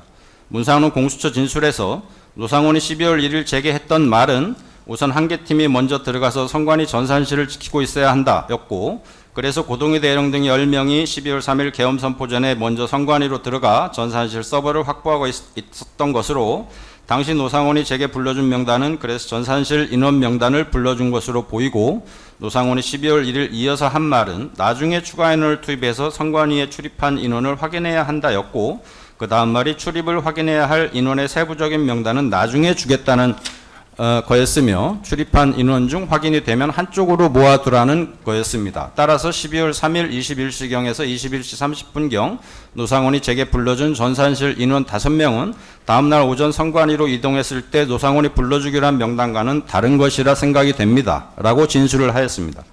그런데 문상호는 법정 증언에서 피고인이 12월 3일 밤 자신에게 전산실 직원 5명 명단을 불러준 사실을 부정해버렸습니다. 선관위 직원 명단이 기재되어 있었다는 김봉규와 정성욱 주장의 임무 문건이 존재하지 않는 것이었기 때문에 피고인이 12월 3일 밤 문상호에게 전산실 직원 5명 명단을 불러준 것임에도 불구하고 문상호는 피고인을 불리한 지위에 놓이도록 하기 위하여 임무 문건에 관한 김봉규, 정성욱의 주장에 부합하는 취지로 위증한 것입니다. 자, 그런데 정성욱은 추가된 전산실 명단 5명을 문상호가 불러주면서 추가하라고 했고 이 5명 명단은 정성욱이 가지고 있던 명단과 모두 다르다고 증언하였고 이와 같이 명단이 다른 점을 김봉규와 상의하였다고 증언하였습니다. 그리고 12월 3일 밤 공공여단에 소집되었던 정성욱 팀의 김모 중령은 법정 증언에서 처음에 불러주었을 때는 25 내지 26명 정도였고 이후 23시 지났을 때 5명 정도가 추가됐다고 해서 최종 31 내지 32명 정도 됐다. 5명을 추가로 불러주면서 야 이거 26명이 아니고 30몇 명이야 그런 워딩이 있었습니다. 라고 증언을 했습니다. 이와 같이 피고인이 24년 12월 3일 21시경 내지 21시 30분경 문상호에게 중앙선관위 전산실 인원 5명 명단을 불러준 사실이 명확함에도 불구하고 문상호는 이 부분에 관하여 자신의 기존 공수처 진술을 번복하고 법정에서 위증한 것이 명백한 것입니다. 그런데 김봉규와 정성욱은 수사 과정에서 회의와 압박을 받은 정황이 있고 계엄 해제 이후 문상호와 김봉규, 정성욱은 접촉하여 수사에 대비한 정황이 있으며 김봉규와 정성욱은 위장에 관한 전문적인 교육과 훈련을 받은 공작 요원 출신입니다. 그리고 구삼회와 김봉규는 국방부 비화폰으로 수차례 통화한 사실을 법정 증언에서 인정하였고 구삼회와 문상호는 육사 동기로서 변호인이 민모 변호사로서 동일합니다. 만약 임무 문건이 존재하였고 여기에 선관위 인원 명단이 기재되어 있었다면 피고인이 12월 1일 롯데리아에서 선관위 인사부에 가서 직원 명단을 확보하라고 언급할 이유가 없고 피고인이 당일 롯데리아 밖에서 문상호에게 출입을 확인해야 할 인원의 세부적인 명단은 나중에 주겠다고 언급할 이유도 없으며 피고인이 12월 3일 21시경 내지 21시 30분경 문상호에게 선관위 전산실 직원 명단을 불러줄 이유도 없고 피고인이 김봉규, 정성욱에게 명단의 혼선을 방지하는 조치를 취하지 않고 그냥 방치했다는 것은 말이 되지 않는 것입니다. 그럼에도 불구하고 김봉규와 정성욱은 위 임무 문건에 관한 주장을 하여 김용현 장관님, 문상호, 김봉규와 정성욱 이 구도를 김용현 장관님, 피고인, 문상호, 김봉규와 정성욱 구도로 둔갑시켜서 문상호 등은 자신들의 지위 내지 역할을 한 단계 떨어뜨리는 효과를 의혹한 것이고, 문상호는 위와 같은 효과를 위하여 자신의 기존 공수처 진술을 부정하고 전산실 5명 관련 내용을 위증하였으며, 구3에는 12월 3일 피고인이 김영군에게 언급할 이유가 전혀 없는 정부사 관련 인물을 언급하였다고 허위 주장함으로써 자신의 수사단장 지위를 낮추고 피고인과 김영군으로 수사 방향을 집중시키려고 획책하였으나, 김영군은 1심에서 무죄 판결을 선고받았는데 피고인의 경우는 1심에서 그 지위가 과대 포장되어 문상호 등이 의혹한 효과가 현실화되기에 이른 것입니다. 다음으로 피고인은 24년 11월 30일 김용현 장관님의 공관을 방문하여 딸 장례에 대한 감사 인사를 하였고, 김용현 장관님께서 내일 오라고 요청하였으며, 12월 1일 장관님 공관에서 피고인은 김용현 장관님으로부터 대통령님의 비상계엄 선포 예정 사실을 최초로 통보받으면서 정보사의 방첩사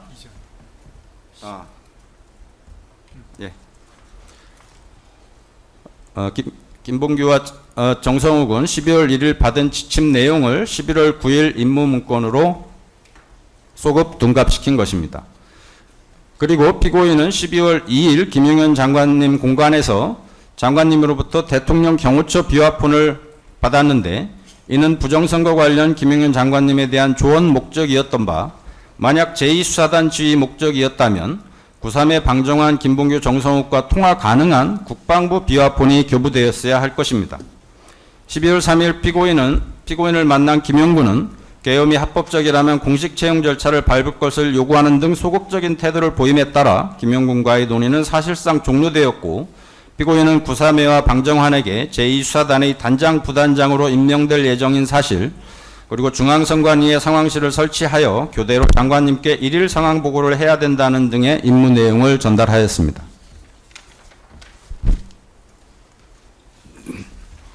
다음으로 피고인은 방첩사 정성우를 통하여 서버 반출을 시도하거나 지시한 사실이 없습니다. 피고인은 정성우와 일면식조차 없습니다. 정성우의 주장에 의하더라도 여인영의 정성우에 대한 서버 반출 지시는 22시 50분경 이미 내려진 것으로서 정성우가 말하는 여인영의 서버 반출 지시 역시 안되면 반출이라는 비상상황을 전제로 한 가정적인 것이었습니다.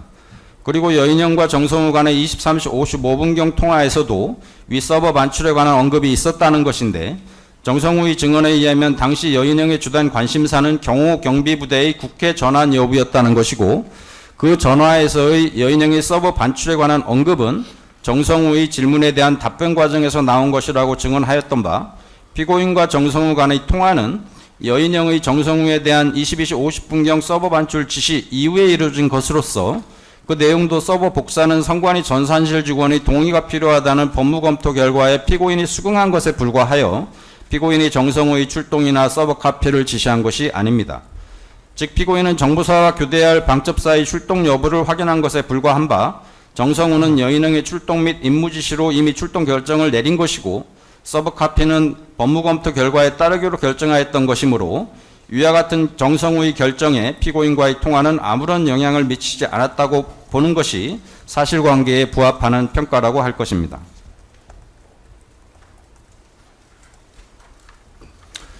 다음으로 피고인이 실질적 수사단장 역할을 하려고 하였는지에 관하여 살펴보면 정부사의 임무는 차량, 식사 준비, 대상 인원 이동 등 방첩사 지원 보조 임무이므로 실질적 수사단장이라는 존재가 불필요하고, 군사경찰 수사 일부에 대한 소집 교육은 없었는데 만약 피고인이 실질적 수사단장이었다면 납득하기 어려운 일이라고 할 것입니다.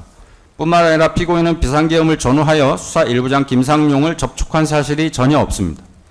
다음으로 피고인이 실질적 수사단장이었다면 수사단장 부단장인 구3의 방정환 등 간부진과 통화가 가능한 국방부 비화폰이 피고인에게 지급되었어야 할 것인데, 김용현 장관님께서 피고인에게 지급한 비화폰은 구3회 등 제2수사단 간부진이 보유한 국방부 비화폰이 아니라 장관님과의 통화가 가능한 대통령 경호처 비화폰이었습니다. 즉 김용현 장관님이 보유한 국방부 비화폰으로 제2수사단을 지휘하는 것입니다. 마지막으로 제2수사단 수사 1부 내지 3부에는 IT 전문 요원이 전혀 없었습니다. 즉 방첩사령관 여인영은 12월 3일 IT 요원이 포함된 정성우 팀에게 선관위 출동을 지시하였습니다. 그런데 정보사에 출동하여 서버실을 확보하고 있던 고동희 팀에는 IT 요원이 전혀 없었고 이들은 방첩사의 정성우 팀이 선관위에 도착할 때까지 선관위 서버실을 확보하면서 대기할 것을 지시받았다가 계엄 해제 후 철수한 것입니다. 이와 같은 사실관계는 정보사의 임무가 선관위 전산실 서버에 대한 확인을 주된 내용으로 하는 선관위 수사가 아니라 방첩사에 대한 지원 보조 임무였음을 증명하는 것입니다.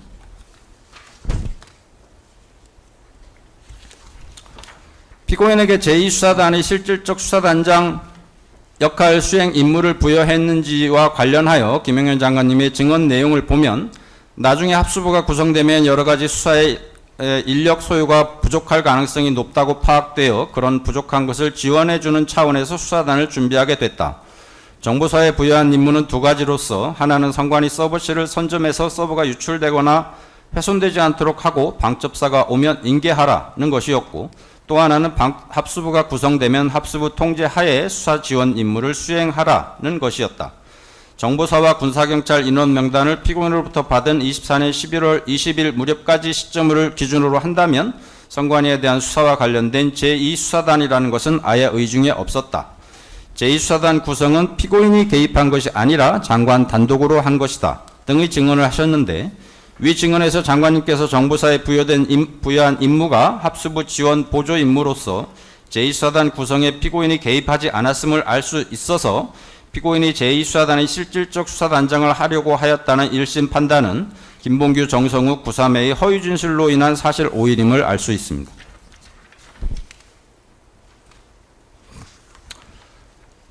더욱이 김용현 장관님께서 피고인에게 제2수사단에 관하여 최초로 언급한 것은 24년 12월 3일이고 피고인은 이날 밤 안산 주거지에 있었는데 만약 피고인이 실질적 수사단장 역할을 하는 것으로 정해져 있었다면 피고인은 그 시간에 안산 주거지에 있을 것이 아니라 정보사 요원 36명이 소집된 공공여단으로 갔어야 할 것입니다. 위 공공여단으로 간 것은 제2수사단의 단장 부단장으로 예정되어 있던 구삼회 방정환입니다. 그리고 24년 12월 4일 제2수사단의 지휘소는 중앙선관위에 설치될 예정이었던 바 수사는 방첩사 중심의 합수부가 하는 것이므로 제2수사단 지휘부인 구삼회 방정환은 중앙선관위에서 합수부 지원 보조 임무를 수행하도록 되어 있었던 것입니다. 만약 제2수사단이 수사 목적의 조직이었다면 김용현 장관님께서 지휘소는 중앙선관위가 아니라 합동수사본부가 구성되는 방첩사에 설치하라고 지시하셨을 것입니다. 피고인은 김용현 장관님의 명에 따라 24년 12월 4일 아침 중앙선관위가 아니라 공공여단에 가서 대기할 예정이었고 그래서 피고인은 12월 3일 피고인의 세면도구 등을 담은 가방을 방정환 편에 공공여단에 가져다 놓도록 한 것입니다. 국헌문란의 목적에 관하여 1심은 피고인은 정보사령관까지 역임했던 점, 김용현 장관과 이 사건 비상계엄에 대하여 상당히 논의했던 것으로 보이는 점, 피고인이 주축이 되는 제2수사단의 계엄사무 수행에 있어 군인을 투입시키려고 했던 점, 비상계엄 선포 후 군이 국회에 출동하여 상당 기간 국회의 계엄 해제 요구권을 무력화시킬 것을 예상했던 것으로 보이는 점을 근거로 들었습니다. 그러나 피고인이 정보사령관을 역임하였다고 하여 비상계엄 시 군의 국회 출동 및 국회의 계엄 해제 요구권 무력화를 예상할 수 있는 것은 아니며 피고인이 김용현 장관님과 이 사건 비상계엄을 상당히 논의했던 것으로 볼 수 있는 객관적인 근거 역시 없습니다. 제2수사단의 계엄 사무 수행에 피고인이 주축이 된 바 없고 중앙선관위에 군을 투입시키려고 했다고 하여 그 사실만으로 곧바로 피고인이 군의 국회 출동과 국회의 계엄 해제 요구권 무력화를 예상했던 것으로 보는 것은 아무런 근거가 없는 일방적인 추정일 뿐입니다. 결국 1심이 든 위의 근거들은 아무런 논리적 연관이 없는 비합리적인 추정일 뿐으로서 부당하다고 할 것입니다. 피고인은 국회의 계엄 해제 요구권을 사전에 알지 못하였고 피고인의 관여 범위는 선관위 과천청사 계엄 사무에 한정되며 관여 내용은 김봉구의 주장을 전제로 하더라도 선거제도의 정상적인 수행을 위하여 부정선거 의혹을 밝히는 합동수사본부에 대한 지원 보조 임무인 바 국헌문란의 목적은 전혀 없었던 것으로서 피고인은 김용현 장관님의 지침에 따라 비상계엄 관련 12월 1일 정보사와 12월 3일 구삼회 방정환에게 장관님의 지침사항을 전달한 것이 전부입니다. 그럼에도 불구하고 피고인의 국헌문란의 목적을 인정한 1심은 법률 전문가 수준의 헌법 지식을 법률 문외한인 피고인에게 요구하는 것이고 국회, 봉쇄, 의원 체포 등 피고인과는 전혀 무관한 사항에 대하여 책임을 귀속시키는 것이며 객관적 근거 없이 막연한 정황만으로 국헌문란 목적에 대한 인식을 강제하는 것이고 출동한 모든 군인의 국헌문란 목적을 인정해 버리게 되는 위험한 입론이라고 할 것입니다. 1심은 피고인이 24년 12월 4일 새벽에 김용년 장관님과의 통화에서 장관님이 상원아 이제 더 이상 어떻게 하냐라는 말씀을 하신 것을 두고 국회의 비상계엄 해제 요구안 가결 이후 예상치 못한 상황에 대하여 장관님과 대책을 논의한 것으로 보인다고 판시하였습니다. 그러나 이 통화는 비화폰이 아닌 일반 전화로 통화를 한 것입니다. 따라서 예상치 못한 상황에 대한 대책 논의라고 보기 어렵고 또 통화 내용은 계엄 해제로 중앙선관위에 출동한 고동희팀 철수, 소집 요원들 소집 해제, 구사매와 방정환이 복귀 등을 보고한 것이고 이에 더하여 인간적 탄식과 이에 대한 위로를 했을 뿐입니다. 논의한 대책으로 확인된 것이 없음에도 이를 대책 논의로 평가하는 것이 어떻게 가능한지 의문입니다.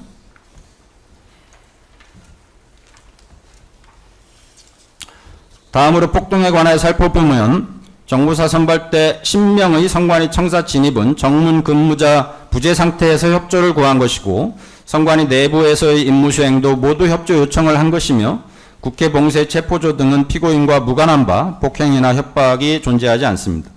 그리고 정부사 요원 36명은 폭행 협박의 실행에 착수에 이르지도 않았습니다. 더욱이 선관위 과천청사에 국한된 행위가 서울 수도권 전역의 평온을 해할 정도의 위력이 있었다고 볼 수도 없다고 할 것입니다. 다음은 직권남용 권리행사 방안에 관해 살펴보겠습니다. 먼저 방첩사의 선관위 서버 반출 등 시도 관련 범행 부분에 관하여 보면 피고인인 정성우에 대한 법률적, 실질적 지시 권한이 없고 지시 사실도 없습니다. 피고인인 정성우의 말에 동의 의견을 밝힌 것일 뿐으로서 여인영이 출동 및 임무 지시를 받은 이후 정성우는 피고인과 통화한 것이므로 정성우 등 방첩사의 출동 및 수행할 임무와 피고인의 통화 간에는 아무런 인과관계가 없다고 할 것입니다.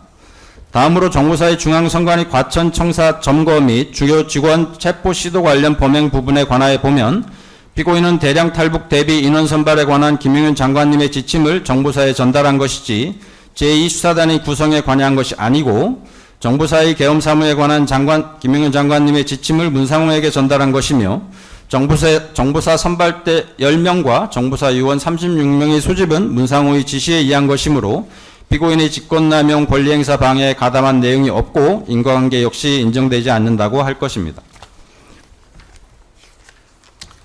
마지막으로 양형부당에 관하여 언급하면 피고인은 지시하는 지위에 있는 것이 아니라 다른 사령관들과 마찬가지로 피고인 역시 지시받는 입장이라는 점을 살펴봐 주시기 바랍니다. 즉 이 사건 비상계엄 과정에서 피고인이 독자적으로 결정하거나 이를 지시한 사실 또는 내용이 없음에도 1심은 피고인의 지위 내지 역할을 과도하게 평가하였다고 할 것입니다.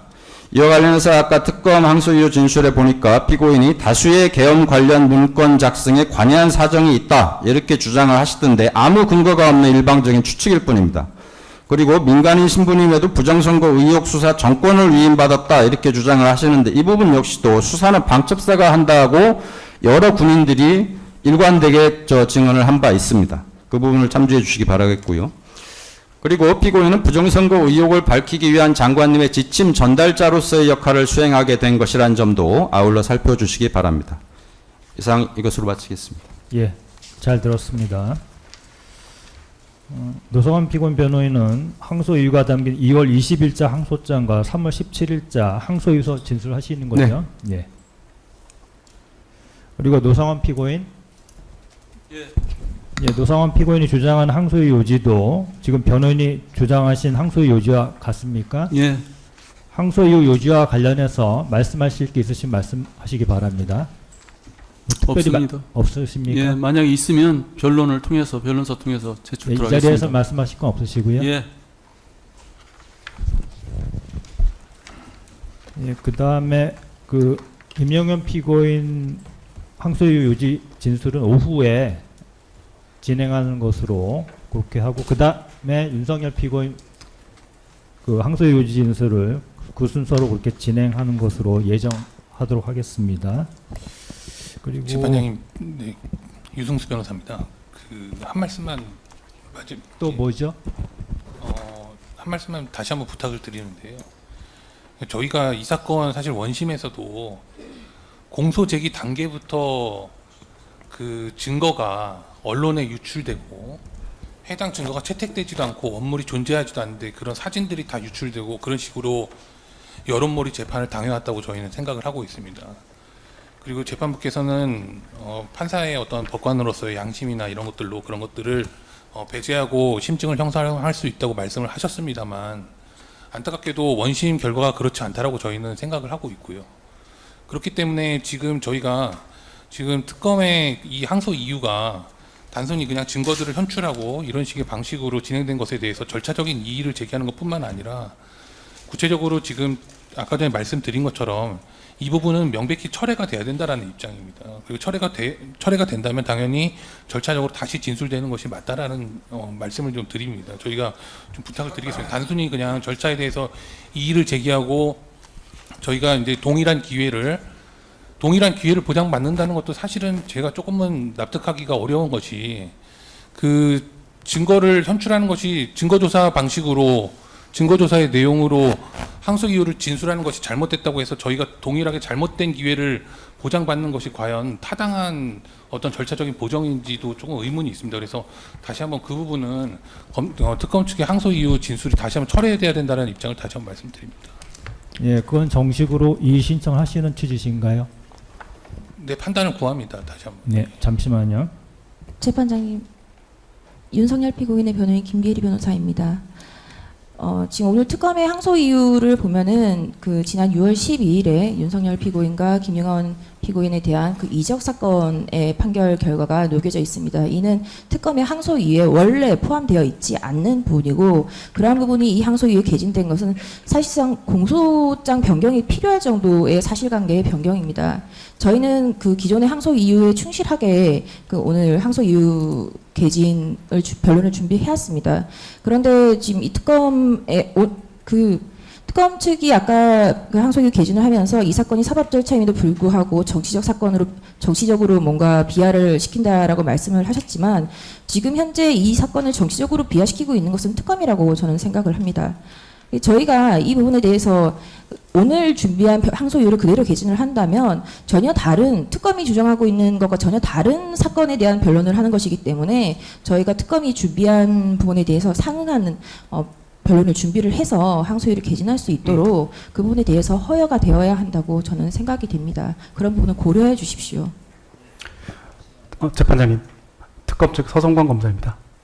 지금 변호인들께서 말씀하시는 부분이 있는데 혹시 네. 지금 절차 그것과 관련한 말씀이신가요? 네, 그렇습니다. 네. 간단하게 말씀해 주세요. 네, 일단 변호인들께서 항소 이유의 범위를 넘었다고 말씀하시는데 이 부분은 항소 이유의 범위와 항소 이유를 뒷받침하는 구체적인 증거나 입증 계획에 대한 착오로 보이십니다. 저희는 그 무인기 작전 등과 관련해서는 이미 원심 공소장에도 공소장 변경을 통해서 북한의 어떤 비상계엄 여건을 조성하기 위해서 무력 도발을 했다는 취지가 있었고 그 부분이 원심에서 배척이 되었습니다. 그래서 그 부분에 대해서 항소 이유를 삼고 사실 오인을 항소 이유로 삼고 거기에 대한 여러 가지 정황 사실들을 저희가 증거로 제시를 하였습니다. 그 항소 이유에 대한 뒷받침에 대한 증거 사유로서 최근에 선고된 이적 사건의 내용을 언급하고 또한 그 부분에 대해서 추가로 저희가 특검 측에서 증거를 신청하겠다라고 입증 계획을 밝힌 부분입니다. 그렇다면 항소 이유를 범위를 넘은 것이 없습니다. 항소 이유를 좀 더 보강하고 그 부분에 대해서 입증 책임을 다하기 위해서 저희가 추가 증거에 대한 입증 계획이나 참고사항을 말씀드리는 것이지 항소 이유의 범위를 넘은 것이 없습니다. 네, 그렇다면 이 부분에 대해서는 변호인들께서 이 부분에서는 항소 이유의 범위가 넘은 부분이 어딘지 정확하게 특정을 해주시고 거기에 대한 상세한 소문을 해주셔야지 저희 특검에서도 의견을 정확하게 말씀드릴 수 있습니다. 이런 식으로 네. 그 정도로 하시죠. 네, 알겠습니다. 재판님 잠시만요. 가만히 계세요. 잠깐 재판부 논의하겠습니다.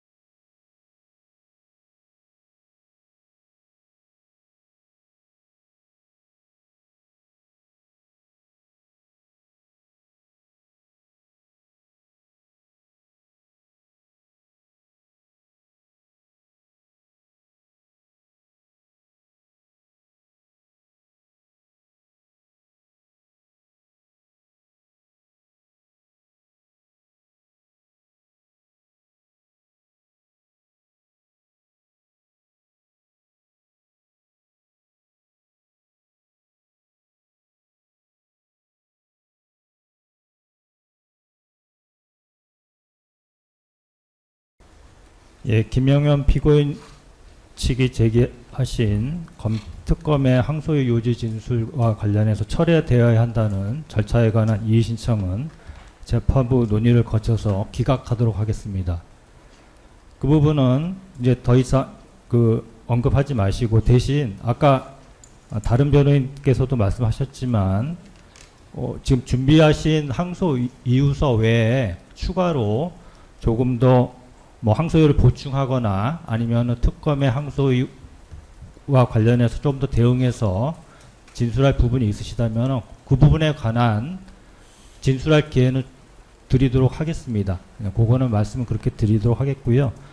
특검의 항소유 요지 진술 오늘 진행을 했고 거기에 대해서는 뭐 철회를 한다거나 그렇게 하지 않고 지금 노상원 피고인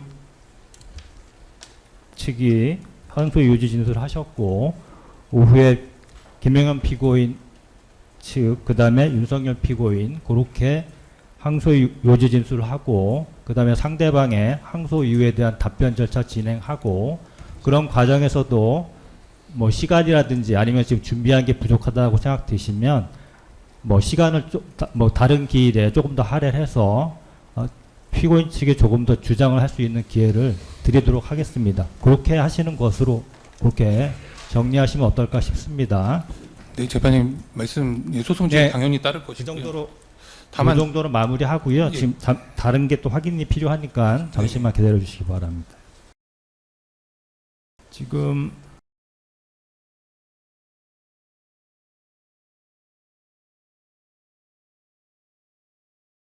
피고인 조지호, 김봉식, 윤승영, 목연태 측은 지금 일단 오후 절차 진행하고 그다음에 향후 뭐 증인 신문 등이 아마 진행될 것으로 생각되는데요. 그 부분에 있어서 절차 참여 내지 뭐 절차 참여를 하지 않는다면 변론 분리에 대한 의사가 있는지 한번 말씀을 해주시기 바랍니다. 먼저 조지호 피고인 측 한번 말씀해 보실까요? 네, 절차에 참여하지 않고 변론 분리에 동의합니다. 변론 분리를 신청하시는 취지신가요? 네, 그렇습니다. 김봉식 피고인 측은 어떠신가요? 예, 윤승영 피고인 측은 어떠신가요? 예, 저희도 변론 분리 동의합니다. 목연태 피고인 측은 어떠신가요? 잘 안 들립니다. 변론 분리를 신청합니다. 예. 그러면 그 네 분 피고인 측은 모두 변론 분리 신청하시는 게 맞습니까? 네, 그렇습니다. 예.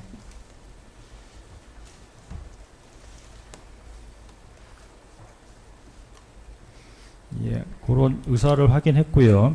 지금 피고인 목연태 측이 경찰청에 신청하신 문서 통보 촉탁이 회신이 도착했음을 일단 고지합니다.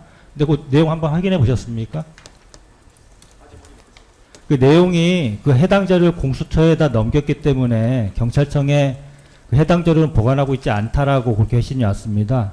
그거 참고하셔서 뭐 향후 절차에 참조하시기 바랍니다. 그러면 피고인 조지호, 김봉식, 윤승영, 목연태 측이 변론 분리 신청을 한 것으로 조서에 정리하고 이에 따라서 피고인 조지호, 김봉식, 윤승영, 목연태에 대해서는 변론을 분리하여 심리한다는 결정을 고지하겠습니다. 그리고 공판 기일은 일단 추정하도록 하고요.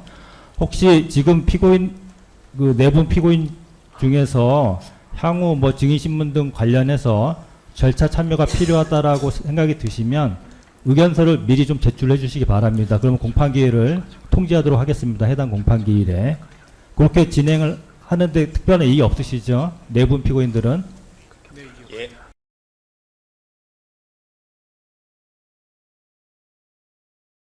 예, 그러면 오전 재판을 이 정도로 마치려고 하는데 뭐 오전 재판 진행과 관련해서 뭐 추가로 말씀할 게 있으실까요? 네, 특검 서성광검사입니다. 저희가 그 추가로 증거를 제출할 것 중에 지금 오늘 변론 분리 결정하신 피고인 조지 등 사명에 대한 부분도 좀 있습니다. 뭐 관련 판결문이나 이런 부분들은 일단은 저희가 나중에 그거는 다음 추정이 예, 되게 되면 그때 조금 진행. 그거는 뭐 준비가 되시면 네네. 제출을 하셔서 네네. 모든 피고인들이 한번 확인해 보시고 뭐 증거 의견 같은 건 제시할 수 있을 것 같은데요. 네네. 증거 조사는 어차피 같이 해야 효율적일 테니까. 네네, 알겠습니다. 그거는 그러니까 그렇게 서중 조사가 할 만한 여건이 되면 그때 네네. 다시 변론을 병합해서 같이 네네. 진행을 할 예정입니다. 사실 오늘 그 재개된 피고인 윤석열 등 4명에 대해서는 저희가 추가 증거 목록을 준비를 했고, 그거는 네, 오후에 증거 조사 절차 진행할 때 네네. 그때 뭐 언급 말씀을 드리도록 네, 하겠습니다. 알겠습니다. 지금은 항소 요지와 답변 네네. 절차 진행하는 거기 때문에 제가 드리고 싶은 말씀은 거기에 저희가 추가로 지금 그 판결문들이 좀 추가가 되었고, 그 부분에 대해서 피고인 조지호 등 변론 분리된 피고인들에 대해 제공돼야 될 부분이 있는데, 이건 혹시 그러면 다음 절차에 진행해도 되는 것인지 좀 말씀드린 겁니다. 일단은 그거를 뭐 특검 측에서 제출을 하시면 네네. 피고인 그 5 내지 8 피고인들께서도 곧 한번 열람 복사를 통해서 내용을 확인해 보시고 증거 의견을 뭐 그 추정된 것과 관계없이 증거 의견을 내실 수 있으면 증거 의견을 내시면 네네. 그런 알겠습니다. 증거 의견과 그 다음에 나머지 피고인들의 증거 의견까지 모두 종합해서 한꺼번에 서준조사 가능할 때 그때 서준조사 하는 것으로 그렇게 예정하면 어떨까 싶습니다. 네, 알겠습니다. 일단 저희가 제출할 거는 다 제출하도록 하겠습니다. 예, 네. 예. 그 외에 혹시 오전 재판과 진행과 관련해서 말씀하실 거 있으실까요? 없습니다. 예. 그러면 오전 재판은 마치고요. 그 피고인 5 내지 8 피고인께서는 오후 재판에 참여 안 하셔도 되겠습니다. 변론 분리해서 지금 공판기 추정으로 했으니까요. 그래서 오후 2시에 개정하고 피고인 김용현, 윤석열 피고인의 그 항소의 요지 진술과 답변 절차 등을 진행하도록 하겠습니다. 예, 오전 재판 마치겠습니다.